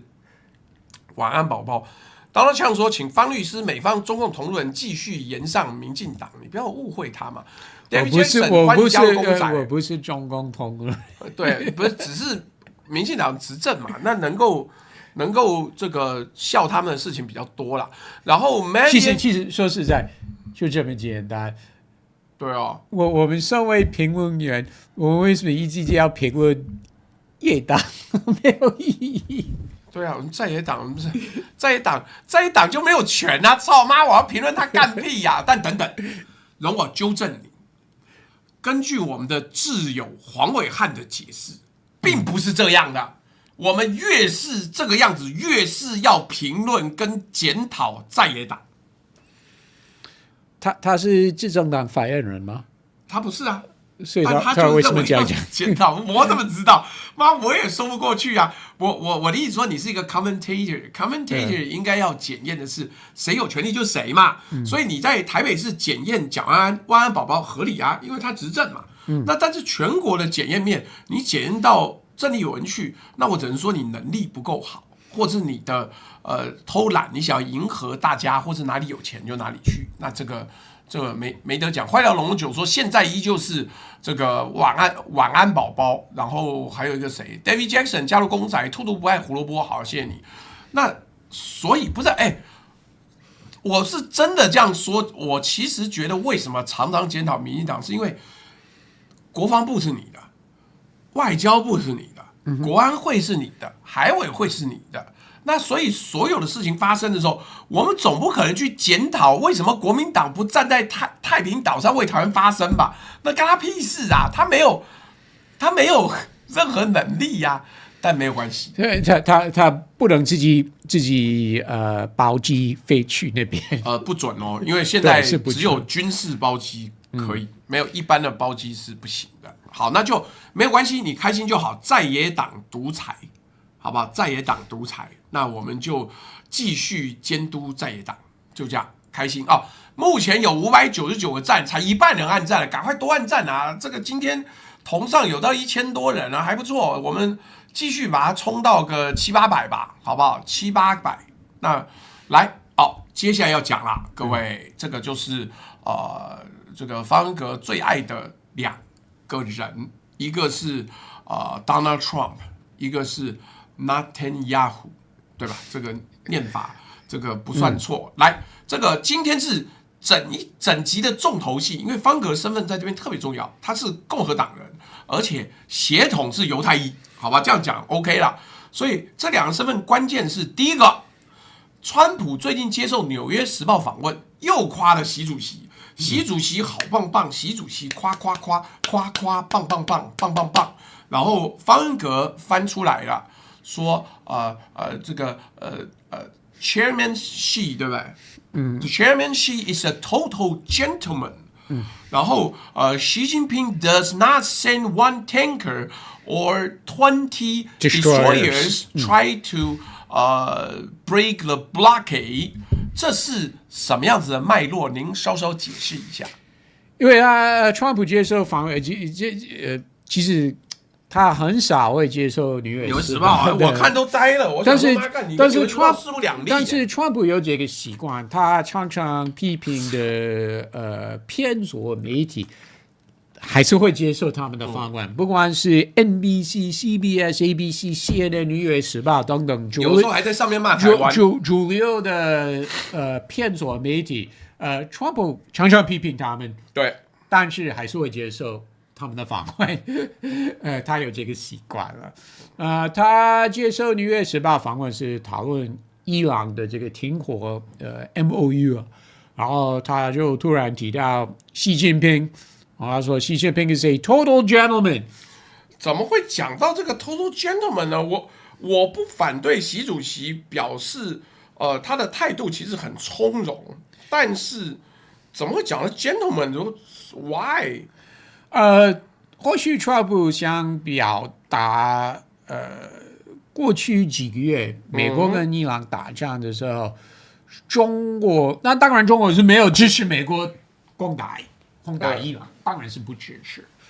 但是或许 Trump 想表达是中国也没有实质的干涉，那 Trump 就觉得值得公开感谢习近平。或许是为了日后，就是将来60天，要美国跟伊朗要进行这个实质谈判，那或许 Trump 希望中国会给伊朗一点点鼓励或压力。不是应该已经给了吗？你说中国给伊朗吗？对啊，maybe under the table. We really don't know. 我们真的不知道。本来美国最关心的是，就是开始打仗之后，从2月底之后，本来美国最关心的是中方有没有提供武器、对，弹药等等给，好像也不需要的给伊朗啊。当然中国是否认，我们就是一个多月前左右有相关新闻，对，就美国情报单位抓到中国有送武器弹药给伊朗，所以美国本来最关心的是这个，然后后来因为伊朗决定封锁这个霍尔木兹海峡，当然美国也是很关心中国对这件事情的态度跟动作是什么。那个时候不知道中国会跟伊朗另外达成一个共识跟协定，就是其他的国家的船不能通过，但是中国是可以。那当然美国是不行，美国也不敢打他呀。你中方如果真要通过，所以那时候美国是不希望中国这样做。后来虽然有几个例子是中国的船真的有通，不是大量的，不是每天一些可能是，但是不是每天有几个中国船，可能是个案，但最近常通过，所以川普应该是觉得中方没有另外跟伊朗达成一个协定，那川普也是觉得我应该要感谢习近平因为你刚刚讲了，我多解释一下。第一个，最近常常偷闯被美方打的是印度船，已经被打了3艘了。川普跟莫迪不是很骂气吗？一直不骂气，好不好？自从他搞关税之后，我跟你讲这个事情，我他们就真翻脸，他们就对美国非常火大。因为在去年我去年那个时候我在北监的时候，我在看《经济学人》。经济学人有特别分析，看到你在里面会看，不好意思，我在里面比现在还要认真。你这边可以，那边可以订，不，人家可以寄给我1个月。你想想看，你1个月只能看3本书，就3本而已，再多没有，那不是很珍贵吗？那不然里面我能学什么犯罪技巧，是不是？对不对？所以我每次有那个经济学人，我就很认真看，一页一页看的，每一页都看完哦。那里面有一段我应该要说，难怪你的英文进步这么多。那是没有办法，因为后来呢，本人住的寝室里面呢，有超过1半以上的人都是英语系的，所以他们平常讲的是英文。有一个是从德州联邦监狱关回来的，因为他贩毒就被抓到联邦监狱。然后关完之后回台湾，所以他的母语是那个英文。然后另外一个呢，那个母语是英文，他故事很精彩啊！他妈被送去做那个小留学生之后，然后逃家，然后在旧金山街头组成帮派贩毒啊！但是我们不要透露人家太多故事。然后结果，我们这边要不要挂一个 warning？不要贩毒，不要随便进监狱，对吧？不管，还有另外一段呢，就是跟我同另外一个老外叫 Lawrence， 那个不要讲名字好，叫 L L It's too late 干没关系，我没讲他姓。L 呢，77岁，很老，对不对？很老，还关在监狱里面，你知道为什么？也是贩毒吗？ marijuana， 他不是卖，他是种，因为他是佛州来的啊。Florida is legal for marijuana。在佛州的大麻是合法的嘛，所以他背痛，他就想说，那我就种一些，然后种了之后也没卖，但是就被关2年。好啊，不管啊，我最后补充一下，他真的青来不够优秀的、不够有能力的律师就对。我跟你讲，因为他就是那种很经典。你想想看，你应该认识有一些那个美国人，就是来台湾退休，然后但他对台湾屁也不懂，所以遇到这个事情的时候，就请拜托，我认识很多所谓的专家，对台湾也不了解。对，都是，所以你就不能期待一个veteran， 你知道他是退伍老兵哦，他是越战退伍老兵，你看他多老。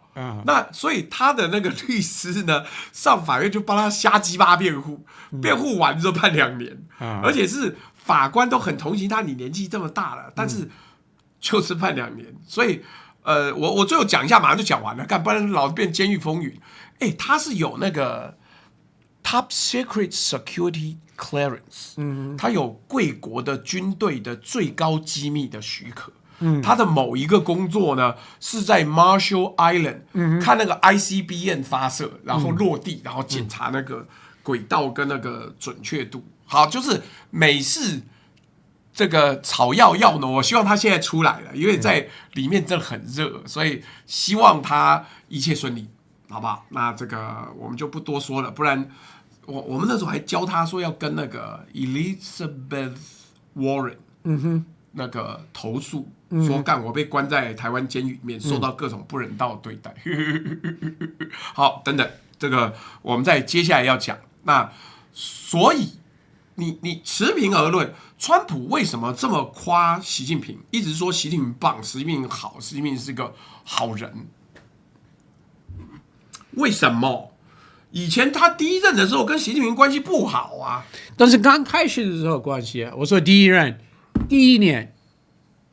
4月份，习近平有来马拉拉戈，对不对？然后11月份，2017年，川普去北京，所以在发动贸易战前，川普那个时候也是这个样子，常常说要跟习近平合作等等。那个时候，Pompeo 还没当国务卿。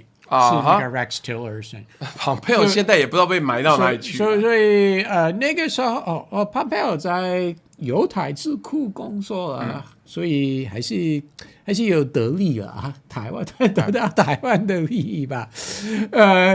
那所以川普在第2任这个时候还一直说习近平的好话，不知道会维持多久。对。都有可能。好，我先讲一下，我先说这个问题不是乱问。如果我今天旁边是别人，我问这个都没有意思。这个是共和党的党员，也是美国纽约州的职业律师，他在台湾也可以当顾问。好，那你觉得川普现在对习近平跟对中国的战术是什么？他接下来要怎么走？老样子，对川普来说最重要的，他最关心的是贸易了。所以他是看统计、看数字，不希望美国跟中国有太大的这个贸易逆差。所以而且他已经是开始，虽然有一点早，但是他已经很关心他的历史地位。所以他是希望在他的第2个任期之内，就是在结束的时候，美国跟中国贸易方面这个逆差，当然是不能完全改变，不可能。但是他希望有大幅的改修，对，然后他就有这个成绩了。我觉得这个贸易方面对他来说真的是最重要的。而且，你们常常什么说什么重中之重，重中之重。对他来说，这个真的是重中之重。也就是第一个9月有没有来，不重要，我觉得那不重要。第二个他来就要实践诺言，妈妈当面讲的东西，他就当面传出去。所以重要不是他来，而是他来了要讲话。讲话要实践，就买大豆嘛。所以要改善这个贸易问题，那中国真的要继续大量购买美国东西，不管是农产品、Boeing 的科技或其他的东西。这个是川普看中美关系最重要的议题。其他的议题真的是很 secondary， 所以这个就钱了，就钱了。这个大家知道，川普真的很关心言论自由、民主化、宗教自由，真的我们知道对川普来说不是很重要，但是自由都不是很重要，但是他还是要讲了，所以他去北京前有很多相关新闻。有国会议员写信给白宫，你在习近平面前要提几个案子，包含李志颖，还有这个最近这个宗教人士牧师被抓等等。川普在坐飞机飞回美国的时候，接受联访，被问到你有没有提到，他说有啊。然后他说，牧师、宗教人士，他觉得有空间，或许习近平会释放他们，但是李志颖是比较难。但是重点是，川普的确是有提了，他没有，我觉得他没有说谎，他真的有，我相信他有提，但是他有花很多时间在闭门会议的时候，在这些议题上有花很多时间，他有派出说你必须释放宗教人士，我们美国很重视这个宗教自由，但当然是没有，Not really。所以过去美国就是面对中国，除了贸易之外宗教自由、言论自由、异议人士、西藏。维吾尔族、台湾，这些都是重要议题，或朝鲜半岛等等。那对川普来说，这些议题都是 secondary，甚至是 third tier，对，或者 fourth tier。他面对中国的时候，不会花很多时间在这些议题上。所以贸易还是最重要。所以他这个时候说，习近平是 gentleman。那第一是将来几个礼拜、2个月要跟伊朗进行这个谈判。那当然，而且应该会通过。伊朗跟美国这边都觉得没有问题了，不会再出事了吧？但是川普希望在美伊这个谈判的过程当中，中国。不要变成一个 troublemaker， 就是从美国的角度来，我知道网友或许会觉得我这样讲是有偏见，因为我是站在美国的立场，但是从美国的立场来说，那川普是希望在美国跟伊朗进行谈判这个过程当中，中国不要当一个 troublemaker，你可以保持沉默，不要说话。或者你可以给伊朗一些 encouragement，要跟美方达成协定，对，一个长期的能维持的协定，可长可久 ，maybe。所以川普是希望习近平可以扮演这个角色，会不会不知道？但是从美国的角度来看，至少希望中国。从美国的角度来看，不要当一个 troublemaker。They are trouble, not Donald Trump's trouble. 就是在 everyone's really trouble. 就是从美国的，所以我要强调从美国的角度，美国跟伊朗进行谈判。当然美国希望中国不会在背后跟伊朗说，不要答应美国什么，你要坚持，不要让步。那当然，美国希望中国不会这样做。对，所以可以理解川普为什么还是对习近平愿意公开说这些快太赞了。那另外就是摸拍拍表示赞。那另外就是贸易方面，因为虽然他去北京，在北京的时候有初步的共识，就是在购买方面呢，但是钱还没进来，所以川普是希望中国的这个购买美国不管大豆或其他的农产品、波音科技等等，那川普是希望中国的钱赶快进来。所以当然在这个时候要说习近平的好话，但是我不得不再强调，我真的认为习近平9月访问美国对川普来说没有那么重要，而且我觉得真的去美国的可能性目前是不大的，我真的觉得。你觉得它不大？不大，真的不大。所以没有成型的话，我不意外。但是如果有的话，不要有太大的期待了。那个我先念一下斗内，但我等一下收过来问2个问题啊，因为秦明问了一个问题，说川普爱排场啦，这次还特别安排了一个正步走阅兵的，好像以前从来没有过，美军好像是没有走过正步。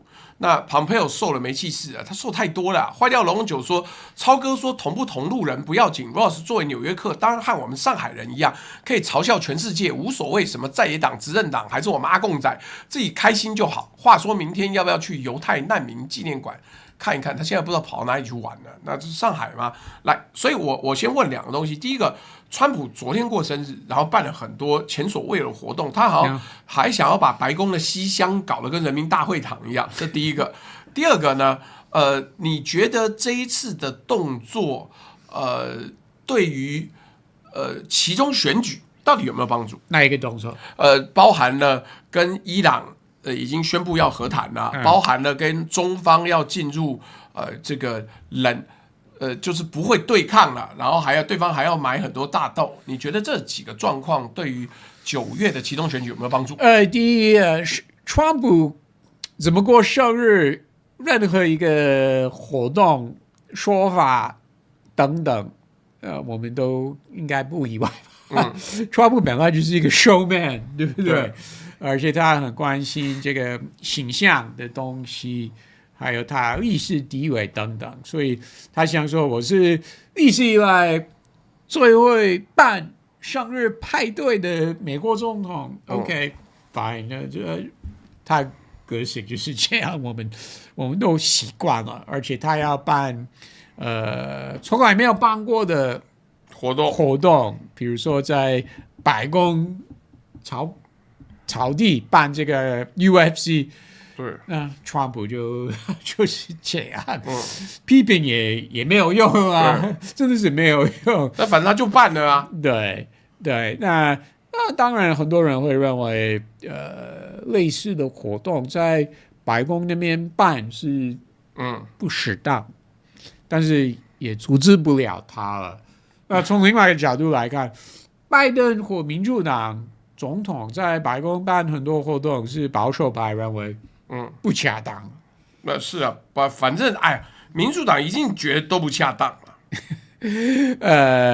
所以我觉得多谈是有点浪费我们的时间，因为川普，我不是我说 everybody the whole world， 我觉得你要来花时间说川普怎么会办这种80岁的活动，然后请来他就是他的支持者或一些企业家，会吗？不行哦，还摔跤比赛嘞。他有这个权利，有预算，设备都有他都有他控制的。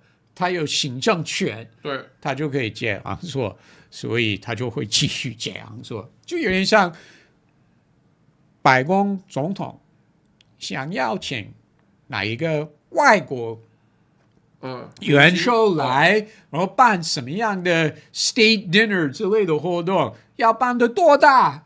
要200人、500个人、1000个人。他要请来哪一个音乐家来表演，那都是他可以自己决定，所以对啊，但花6000万美金呢，都是他可以自己决定。好，既然这么开心，好，那没关系。那所以那你第二题啊，我还没回答。对，但我先念一下抖内啊，不好意思，因为刚好漏了几个抖内，在你讲的时候就一路来了。Brian W， 谢谢你加入小台。999说小抖支持，究竟川皇会说几次停产呢？目前已经39次，但我觉得这可能是最后一次了，应该就要停了。那个以股市来看，昨天大涨我现在大概大涨吧。Too Much IT 说勉强跟上直播，小抖一下再找时间补课。花椒龙酒说，超哥说老川一直对我们大大很尊敬，第一任也一直都是中美可以一起赚钱，不像台湾只赚美国人的钱。2025年中国对美贸易顺差人均只有$143，台湾是$6.73，是大陆的43倍。我们随便买就几百亿、几千亿，而且这次来，我们现在已经给 IRS 送礼，美国自己好好查嘛。大陆这边补税已经很精彩了，看他对于补税这件事情很兴奋。好，第二个问题，请继续。其中选举伊朗战争这个议题，川普就是把战争跟选情连接的话，川普最关心的是油价。油价是因为他跟中国没有办法达成油价，因为这个是民生议题，对不对？所以会影响到选情，就是 the price of gas 或者生活费。所以从战争开始之后，我就一直在节目说，川普希望战争最晚6月初前结束了。因为什么是6月初？因为夏天小朋友放假了。美国家长开车，他们会去度假。是这个什么可能还有足球比赛或者是什么到處玩之类的需求。就是简单的来说，很多家庭就是在夏天会要度假开车，因为美国人很喜欢开车，然后会开车到什么国家公园之类的地方，对不对？所以川普真的是本来我不知道是他自己的想法，或者是战争部给他错的预判。回头看，应该是说，川普认为战争可能是1-2个月之内就会结束，而且伊朗会让步。那结果是没有。但是川普一直以来都是希望战争在6月初、6月中前一定要结束了，一定要在夏天前结束了。那所以川普就在这个时候停火了。对，所以选情方面真的是看这个 cost of living 生活费，还有最近变很高啊。对，幸好我们台湾也涨。所以川普真的是很担心这件事情会影响到选情。那战争按照民调，对，战争不是很 popular。一定的，没有人 popular。左派的支持者，不管川普做什么，都会不高兴。那这次战争也是有很多 MAGA 派的评论员或者支持者也不高兴，因为他们认为我们支持川普是因为川普说，意思说我们 we will never join a war ever。对，就是这些海外战争会减少，美国就是跟过去的这些频繁的海外的这些战争等等，川普是过去常常批评，所以很多 MAGA 派这方面是对他的确是失望了。对，所以川普也是看这件事情，但是说难听一点那川普也是。他发动战争，当然要关心美方军事人员伤亡的人数了。虽然有点难听，但是从政治是很现实了。那到目前为止，这个伤亡的人数不高，真的是不高。对，是有的，但是不高。那如果很高的话，那对川普来说，那的确是一个政治危机了。但是川普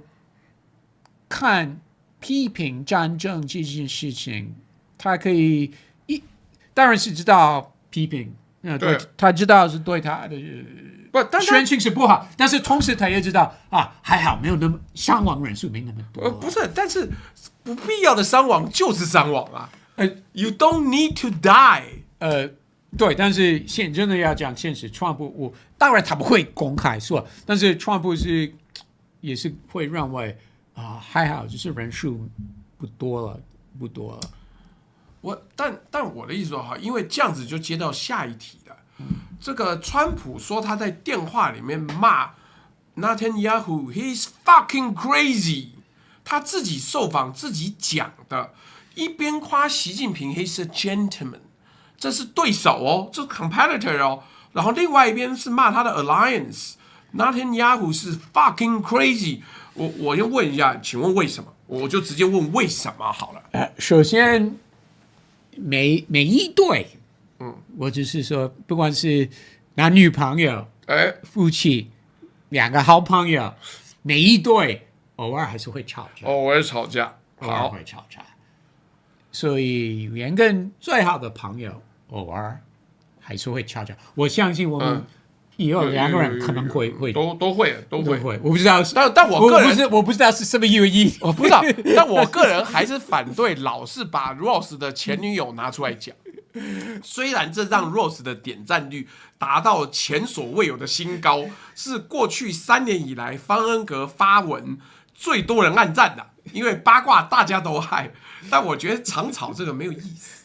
但是你刚刚特别要提他，我没有提哦，我没有提，各位，我没有提他前女友是谁，我也没提他现在老公是谁，我只是希望呼吁大家不要再做这种下三滥的事情。你很故意的，你的2个多小时，认真，我的2个多小时的最后，好不好？你真的是准备好，对不对？我在最后的时候，你不是突然的，我没有要煎熬在这个题目上面，但那确实是你最近短时间内按赞最多的文章啊！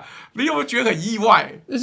这不是好无聊。有一个在 X， 台派啦，他对算是台派，然后他不喜欢我的言论，不喜欢我的言论。那我说实在，我忘了是讲哪一个，已经不记得哪一个议题啊？什么都有可能，应该是不管是台湾内政或台湾外交或两岸政治等等。然后他突然提这件事情，跟我们交换意见的议题完全无关，就有点像两个小孩在学校吵架的时候，然后突然说：“Oh, my daddy's bigger than your daddy。” In which way？ 对，但是不知道他们听得懂啊？不，他们听不懂啦。我跟你讲，有很多网友可能不知道我们在暗示什么。我觉得不要讲到那么，只是因为对方好像但是我们对方最近，然后他突然讲这件事情，我真的觉得非常无聊。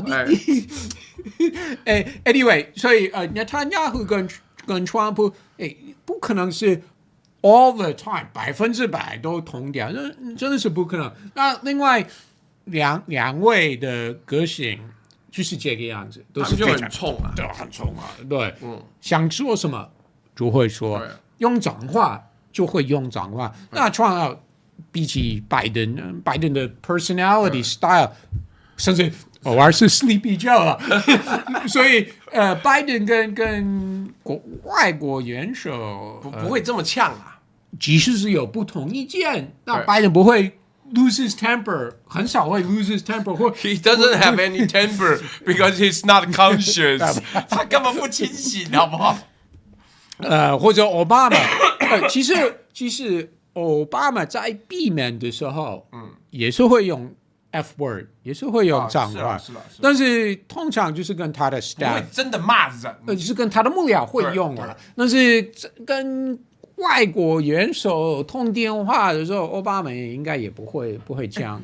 而且你看，我们讲到现在，没有人知道我们在讲什么事，好不好？你看，我已经很收敛了，我没有讲说对方最近实境节目还被淘汰。好，但是不重要，不重要，不重要。然后那所以川普跟Netanyahu啊，不管是哪一定有不同意见，然后越来越火大，是不是真的动气？因为你看那个，真的是不意外。Maga 很多人把Netanyahu骂成狗，你知道，因为他觉得你拖累我们川普进到一个战争，而且不放手，因为MAGA本来就是反对美国参与任何战争，对，他基本上就是孤立主义啦。那习近平他的 style 跟内塔尼亚胡完全不一样。那他完全不一样。我的意思是说，川普跟习近平进行讨论，不管是电话中或当场，不管是有不同意见啊。举一个例，我们刚刚有提到，川普有提这些宗教人士或黎智英。那川普说你可不可以释放他们？那习近平我猜习近平应该有说。他们是按照依法等我没办法摄入等等，对，他应该是这样讲，也是一种官方说法。但是我相信习近平回应川普的请求的时候，习近平没有发脾气，没有干嘛发脾气嘞？他没有火大，他就应该是很冷淡的说，按照法律去等等，我们依法行政。但是他应该没有这么用力的说了，那是因为我用力，我跟他年纪差20岁。所以川普跟内塔尼亚胡不管是针对哪一个议题，伊朗那边、黎巴嫩那边、是加沙那边有不同意见，那就坚持他的立场，就越来越火大，就开始大声骂脏话是可以理解，甚至川普还。对外就是这个本来是避免的，对，他们两个人，但是他还愿意说出来，那就是川普的个性。对，川普不是很开心哦。但是我真的认为川普跟内塔尼亚胡有互相骂这件事情，我真的觉得外部就是媒体等等有过度评论了。好，美国跟以色列的真的如果要相比台湾的话，美国跟以色列的关系真的是坚若磐石。那好，你要讲到坚若磐石，就要来台湾的坚若磐石啊。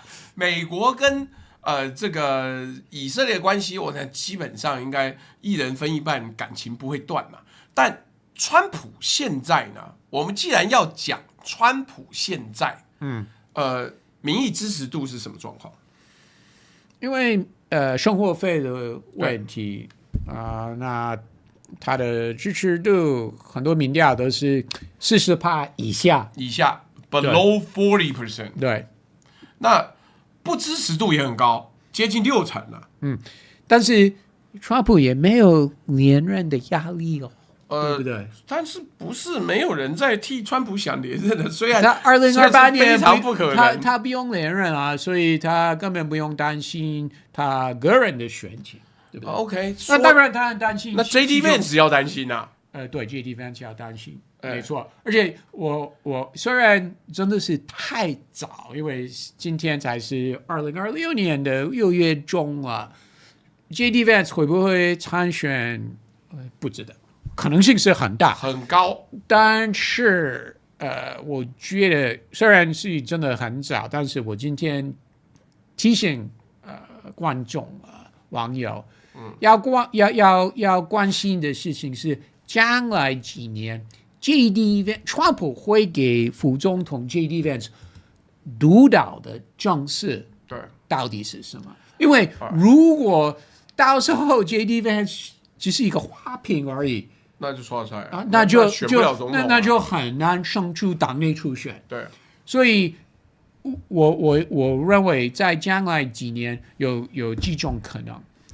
第一，川普是愿意，川普比如说愿意说，好，你督导美国跟中南美洲关系，或你督导美国跟日本、南韩的关系之类的，或国内政策，比如说能源政策，好了，那这个是一种可能。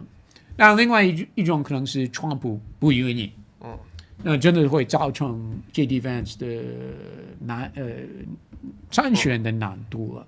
就要看他们将来怎么发展。还有另外一件事情，就是如果川普的这个支持度继续在40%左右，那到时候JD Vance 要参选，怎么切割？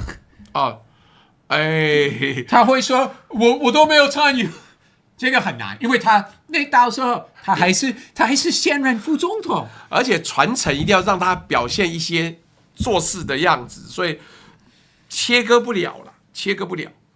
那好，等等，我们这边还剩2个斗内就破20了，下礼拜就再请你来，但还没破。好，不管。那 UDP 问了一个很简单问题，因为这个问题很简单，所以我想还是问。这个 UDP 5566说，哇，没跟上直播，想问问 Ross 看法。以色列现在占领了黎巴嫩1/5的领土，会愿意为了美伊停战而吐出来吗？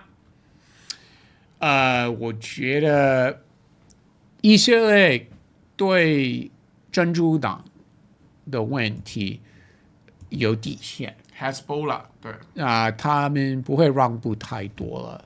川普也知道，而且川普是希望今天，我真的是说今天，以色列跟珍珠党可以停火，但是假设过几个礼拜、几个月，明年，珍珠党继续造成以色列的他继续攻击国家安全的威胁的话，以色列再次开火，那川普也会支持了。所以今天为了今天达成 MOU 跟伊朗 MOU， 川普希望以色列跟珍珠党停火，甚至会骂内塔尼亚胡，因为内塔尼亚胡不愿意。今天内塔尼亚胡真的是停止攻打伊朗，内塔尼亚胡可以接受。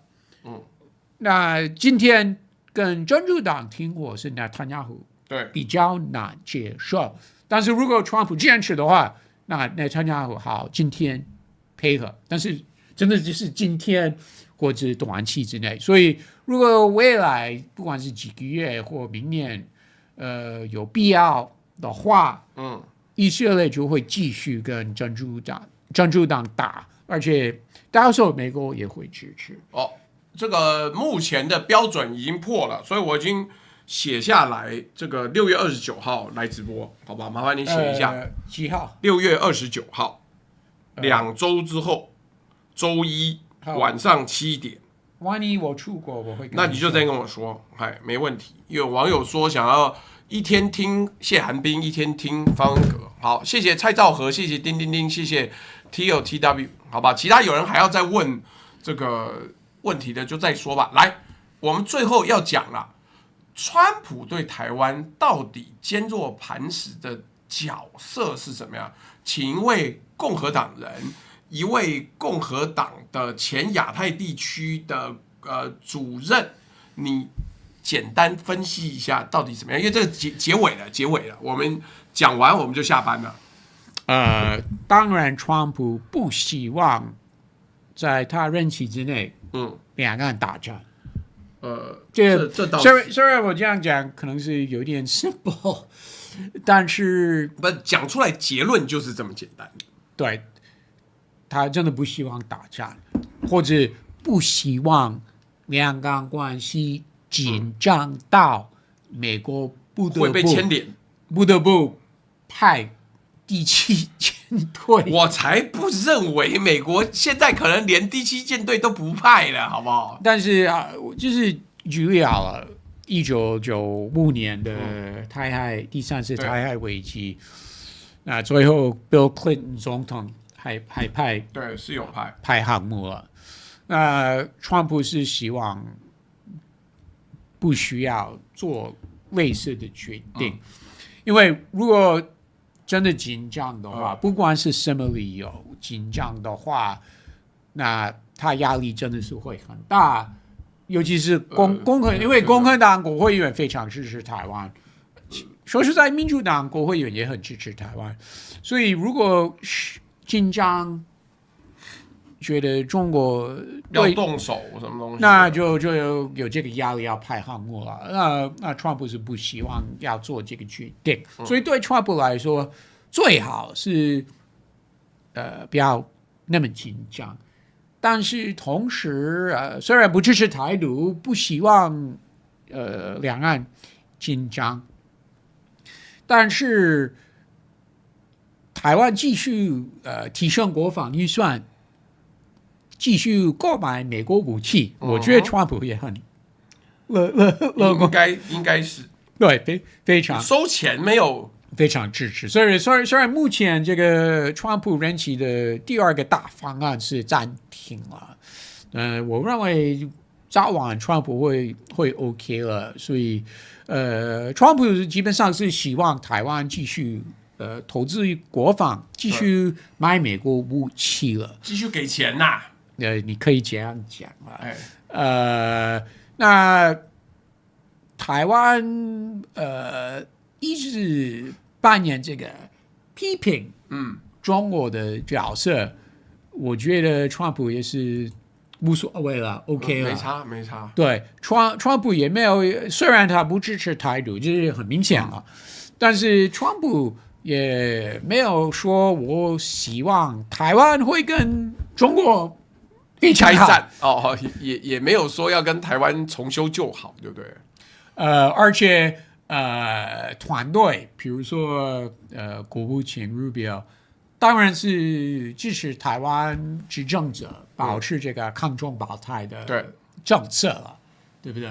所以川普也虽然不希望战争不希望太紧张，对，但他也不会对台湾太好，反正但是我的意思是，他也不会希望台湾跟中国太好。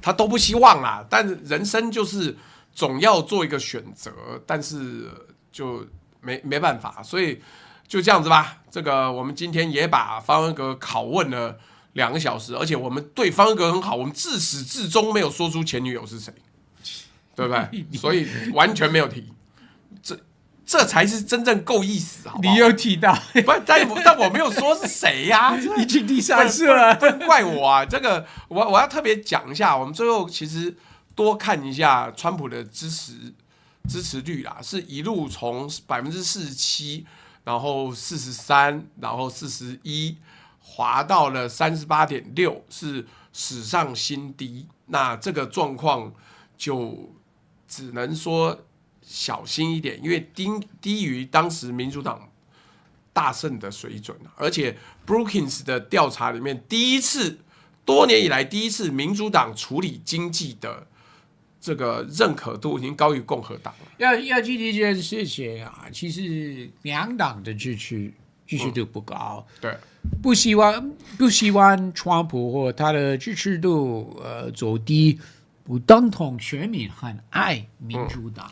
是没错，所以今天呢就跟大家说到这里啦。那我们就可以跟大家说拜拜了，好吧？拜拜。等一下哈，有发生了，有啊，我们还是做。